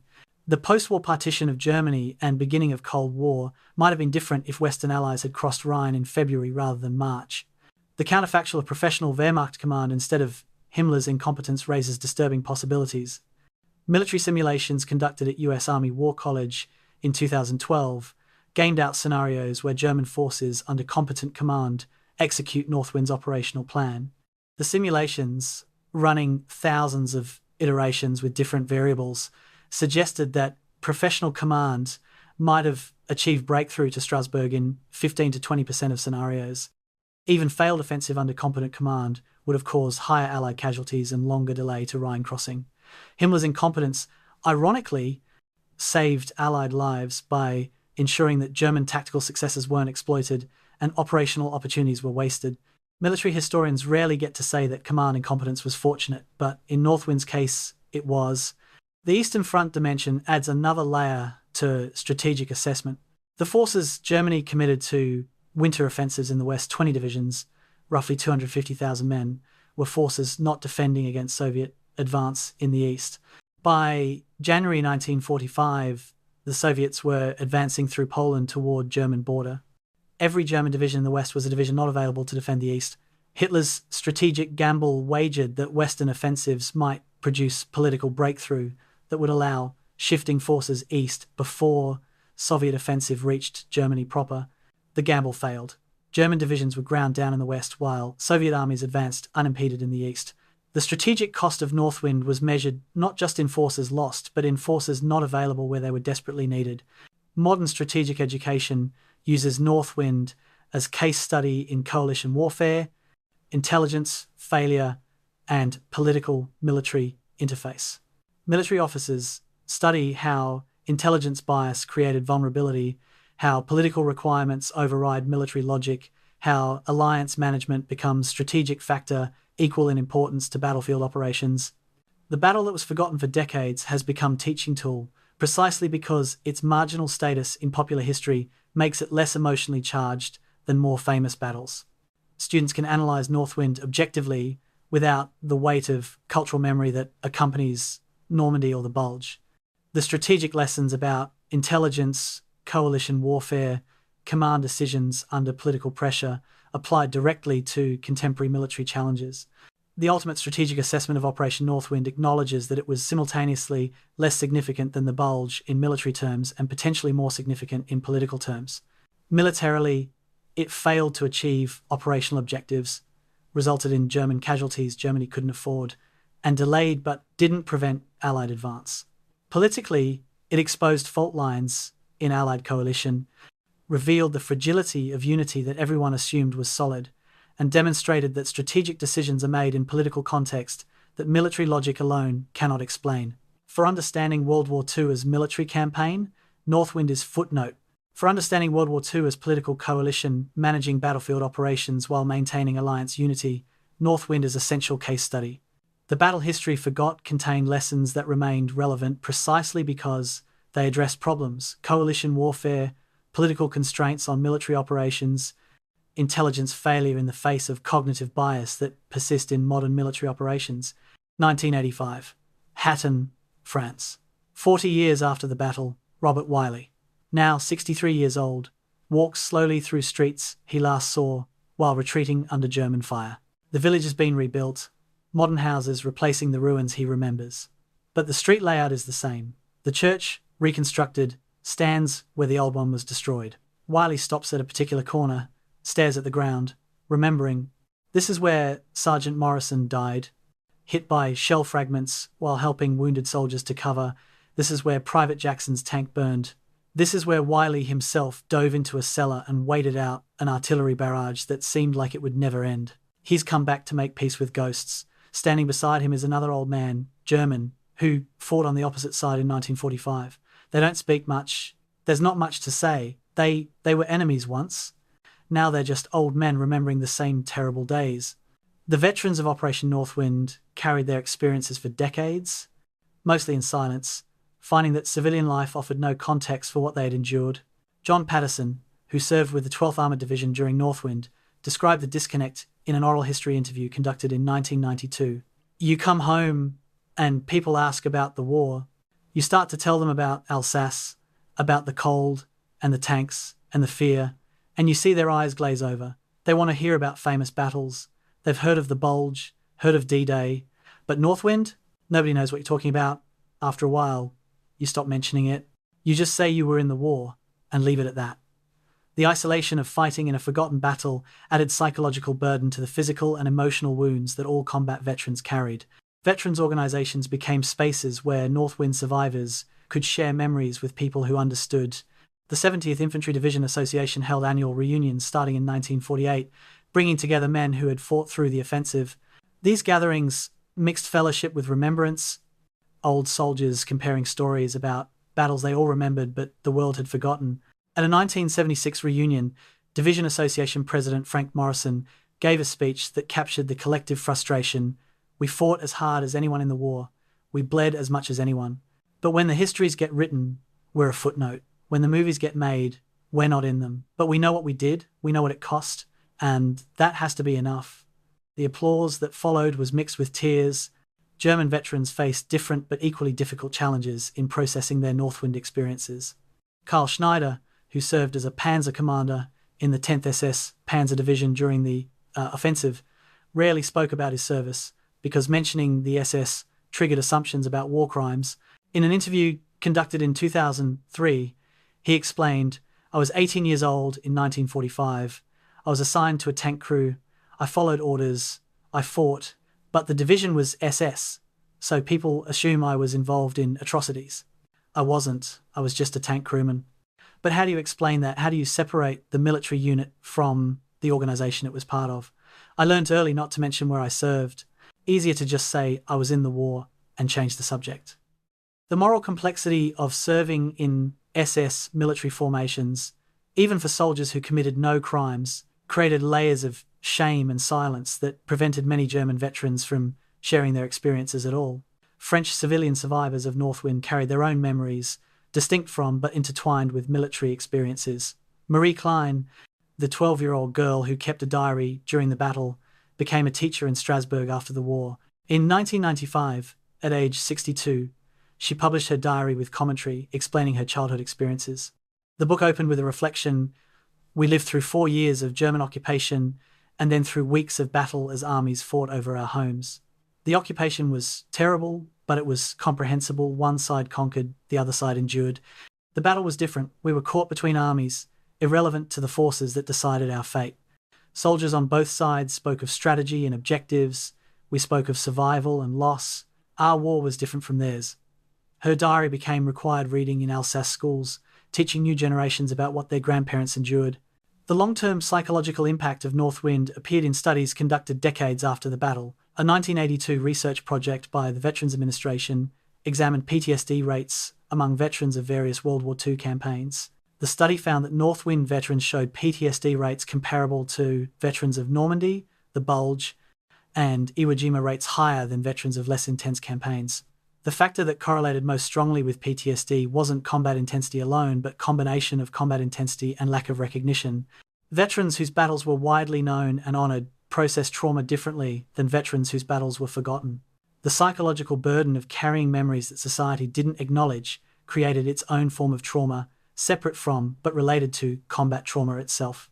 Veterans' efforts to gain recognition for Northwind participants began in the 1960s and continued for decades. The 7th Army Association lobbied Congress for creation of a campaign medal specific to Operation Northwind, arguing that veterans deserved recognition comparable to veterans of more famous battles. The effort took 23 years. In 1989, 44 years after the battle, Congress authorized the Rhineland Campaign Medal with specific citation for Operation Northwind. At the awards ceremony, 80-year-old veteran Thomas McKinney, who had commanded an infantry platoon during the battle, said simply, "We knew it mattered when we fought it. Now others know too. That's all we wanted." The recognition came too late for many veterans who had died waiting for acknowledgement, but survivors treasured it as validation that their service had been significant. The reunions that brought together American, German, and French participants in Northwind created complicated emotions. At a 1990 ceremony in Strasbourg, veterans from all sides gathered for commemoration. American veteran James Morrison stood beside German veteran Hans Richter, both now in their 70s, both remembering when they tried to kill each other. They shook hands for photographers, smiled politely, exchanged pleasantries through translators. Later, away from cameras, Morrison admitted the complexity. "Part of me still sees him as the enemy. Part of me recognizes we were both just soldiers, following orders. Part of me is glad we both survived." All of those feelings are true at the same time. The war ended in 1945, but what we carry from it doesn't end. It just changes. Richter nodded agreement, unable to express it better himself. The Oral History Collection project, launched by the US Army Heritage and Education Center in 1980, recorded 247 interviews with Northwind veterans before the last survivors died. These interviews, archived and digitized, preserve first-hand accounts that would otherwise be lost. The interviews reveal patterns: soldiers describing the cold, the fear, the exhaustion, the sudden violence of combat. But they also reveal individual experiences, the specific moments that stayed with each veteran. One man remembered the taste of frozen K-rations. Another remembered the smell of a burning tank. A third remembered the face of a German prisoner, barely 16 years old, crying because he thought he would be shot. These specific memories, multiplied by thousands of veterans, collectively constitute the human experience of Operation Northwind in ways that strategic analysis and casualty statistics cannot capture. The question of why forgotten battles matter emerged repeatedly in veteran interviews. Robert Wiley, the soldier who heard German engines in the darkness on New Year's Eve, 1944, was asked in a 1998 interview why recognition mattered so much. His answer was immediate: because what we did was real. The fear was real. The cold was real. The friends who died were real. When history forgets a battle, it's like saying those experiences didn't matter, like the sacrifices weren't important because they weren't part of famous campaigns. But every battle mattered to the people who fought it. Every death was someone's son or husband or father, famous or forgotten. The cost was the same for us. Wiley died in 2004, age 82, one of the last Northwind veterans. His oral history remains in archives, testimony to a battle that history almost forgot but that he never could. The final reunion of Operation Northwind veterans occurred in 2020, 75 years after the battle. 7 American veterans attended, ages 94 to 98, the last survivors of the thousands who fought in Alsace. French and German veterans had already died, their last reunions held years earlier. The American veterans gathered in Strasbourg for a ceremony at a monument erected in 2005, a stone memorial listing units that fought in the battle, American and German and French. The veterans, too old to stand for long, sat in chairs while dignitaries spoke about sacrifice and remembrance. Then the veterans themselves spoke briefly, their voices weak but clear. They spoke not of strategy or history, but of the soldiers who didn't come home, whose names were on the memorial, who stayed young while the survivors grew old. The ceremony ended with silence, 7 old men remembering hundreds of young men, carrying memories that would die with them, the last living links to a battle that happened 3/4 of a century ago. Present day. Strasbourg, France. Cathedral Square. Tourists photograph the magnificent Gothic cathedral, its spire reaching 500 feet into the sky, a masterpiece of medieval architecture. They come from around the world to see this monument, to walk the streets of Alsace, to experience the region's unique blend of French and German culture. Almost none of them know that 75 years ago, German armies came within 6 miles of recapturing this city, that artillery shells fell on these streets, that the cathedral they're photographing was saved by soldiers whose sacrifice has been largely forgotten. A small plaque on a building 3 blocks from the cathedral commemorates Operation Northwind, installed in 2005. 60 years after the battle, few tourists notice it, fewer still stop to read it. The landscape of remembrance in Alsace tells the story of selective memory. The region contains 89 monuments to the 1944 liberation, commemorating French forces that freed the region from German occupation. There are 47 monuments across Europe to the Battle of the Bulge, marking the most famous battle of the war's final phase. There are 3 monuments specifically to Operation Northwind. This disproportion reflects not the relative importance of events, but the historical narrative that emerged in the decades after the war. Liberation was triumphant, worthy of permanent commemoration. The Bulge was a dramatic part of the story, everyone knew. Northwind was complicated, politically uncomfortable, easier to forget than remember. The educational presence of Northwind in American schools is minimal. A 2020 survey of high school World War II curricula found that 88% covered the Battle of the Bulge in detail, but only 12% mentioned Operation Northwind at all.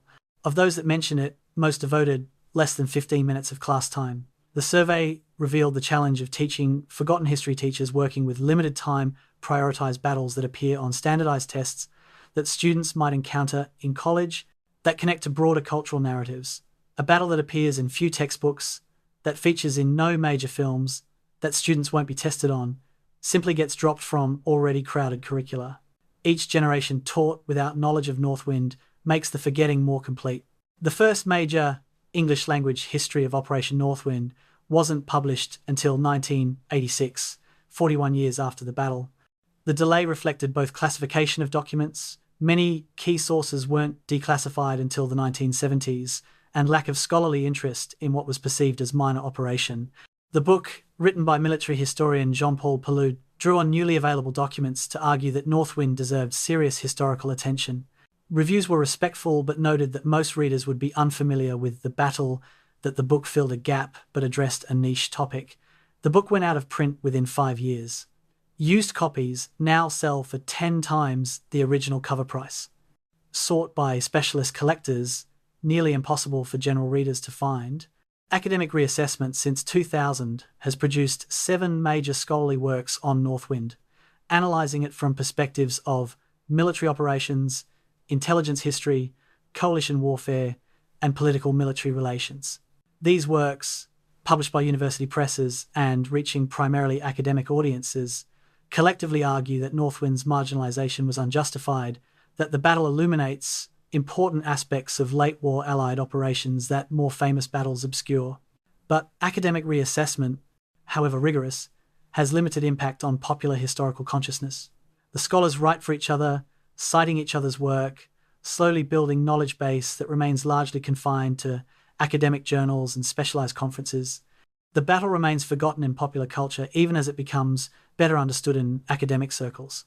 The Veterans Advocacy Campaign for Recognition, spanning decades, achieved partial success. The campaign badge, authorized in 1989, gave official recognition to Northwind participants. The American Battle Monuments Commission added Northwind to its list of officially recognized campaigns. Veterans Administration hospitals began including Northwind in the list of qualifying combat operations for service-connected disability claims. These bureaucratic victories mattered enormously to veterans, validating their experiences, acknowledging their service, but they didn't change popular historical consciousness. Most Americans still don't know Operation Northwind happened, despite these official recognitions. The 2000 20th anniversary commemorations in Alsace brought together historians, veterans' descendants, and local officials for ceremonies and symposia examining the battle's legacy. French authorities, recognizing how close Strasbourg came to German recapture, acknowledged the American and French military contributions that saved the city. Academic conferences analyzed newly discovered documents, presented new interpretations, debated counterfactuals. Documentary filmmakers recorded the proceedings, creating historical record for future researchers. The anniversary generated temporary media attention, newspaper articles, brief television segments, but the attention was local, Alsace-focused, not reaching broader international audiences. Within weeks, the media attention faded, the battle returned to obscurity. The contemporary relevance of Northwind's lessons remains significant despite historical obscurity. Military education programs use the battle as case study in intelligence failure, teaching how cognitive bias can blind analysts to evidence contradicting preconceptions. The intelligence failure before Northwind dismissing accurate information because it didn't fit expectations parallels intelligence failures throughout history, from Pearl Harbor to 9/11. Coalition warfare courses examine how political requirements can override military logic, how alliance management is strategic art equal in importance to battlefield operations. The Eisenhower-de Gaulle confrontation over Strasbourg is studied as example of how coalition partners with different priorities must negotiate outcomes that satisfy both military and political imperatives. The question of what we owe to forgotten battles has philosophical dimensions beyond mere historical accuracy, Dr. Margaret Freeman, teaching World War II history at Boston University, poses it to students. If a battle is historically significant but widely unknown, what is our obligation? Do we focus limited educational time on battles everyone should know, or do we recover forgotten battles that reveal important truths? If we remember only the famous battles, we get distorted understanding of how wars are fought and won. But if we try to remember everything, we remember nothing deeply. Where's the balance? Her students struggle with the question because there's no easy answer. Historical memory is necessarily selective. The question is whether our selection criteria serve truth or merely convenience. The digital age offers new possibilities for recovering forgotten history. Online archives make declassified documents accessible to researchers who couldn't afford to travel to physical archives. Veterans' oral histories, digitized and searchable, allow anyone interested to hear first-hand accounts. Genealogy websites help descendants of Northwind veterans discover ancestors' service, sometimes learning for the first time that grandfather or great-uncle fought in battle they'd never heard of. Wikipedia articles, YouTube documentaries, history podcasts, social media discussions all create spaces where forgotten history can be shared and discussed outside traditional gatekeepers of academic publishing and mainstream media. Whether this digital recovery constitutes genuine remembrance or merely information availability remains open question. The final assessment of Operation Northwind's place in history acknowledges the tension between historical significance and cultural memory. By objective measures, forces engaged, casualties inflicted, strategic consequences, political implications, Northwind was significant, battle-deserving attention comparable to more famous operations, but cultural memory doesn't operate on objective measures. It's shaped by timing, by narrative coherence, by political convenience, by what societies choose to remember and forget. The Battle of the Bulge became famous because it fit narrative of American determination and ultimate victory. Northwind became forgotten because it complicated that narrative, because it revealed intelligence failures and political tensions, because it showed Allied victory was less inevitable than triumphant narratives suggested. The soldiers who fought in Operation Northwind, American, German, French, experienced battle as significant as any in the war. The cold was as bitter, the fear as intense, the casualties as final as those in famous battles. The fact that history chose to forget what they endured doesn't diminish what they experienced. Their sacrifice was real, regardless of whether it appears in textbooks or documentaries. Recognition would have meant something to them, did mean something to those who lived long enough to see partial restoration of the battle's historical place. But recognition or obscurity, their service mattered in the moment it happened, mattered to the people whose lives depended on their actions, mattered in ways that transcend historical fame. The cathedral in Strasbourg still stands, its spire visible for miles, testament to medieval craftsmanship and modern restoration. The tourists still come, still photograph it, still walk streets that witnessed battle 75 years ago.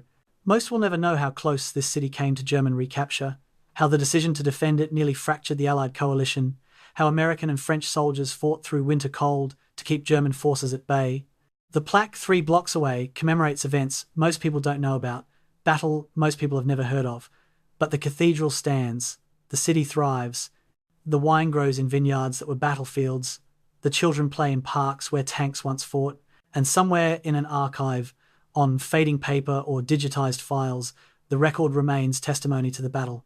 History forgot, but that shaped the world we live in. Evidence that significance exists independent of fame, proof that what matters and what's remembered are not always the same thing. Operation Northwind, 14,716 American casualties, 25,000 German casualties, 2,100 French civilian dead. 350,000 troops engaged, 6 weeks of combat, strategic crisis that nearly shattered the Western Alliance, a battle that came within miles of recapturing Strasbourg and changing the political landscape of post-war Europe, a battle that delayed the Rhine crossing and extended the war, a battle that intelligence failed to predict and that politics forced commanders to fight against military logic, a battle that veterans carried silently for decades because nobody knew what they were talking about when they mentioned Alsace. A battle that academic historians now recognize as significant but that popular culture continues to ignore. A battle that happened, that mattered, that cost lives and changed history, that reveals truths about warfare and intelligence and coalition politics that remain relevant today. A battle that, despite everything, history chose to forget. But forgetting doesn't mean it didn't happen. The snow has melted, the soldiers have mostly died, the evidence remains. And the question persists. What do we owe to the battles we've forgotten, to the soldiers who fought them, to the truths they reveal? Perhaps just this: to remember that fame and significance are not the same, that history's margins often contain its most important lessons, and that Operation Northwind, the battle history forgot, deserves to be remembered, not because it was famous, but because it was real,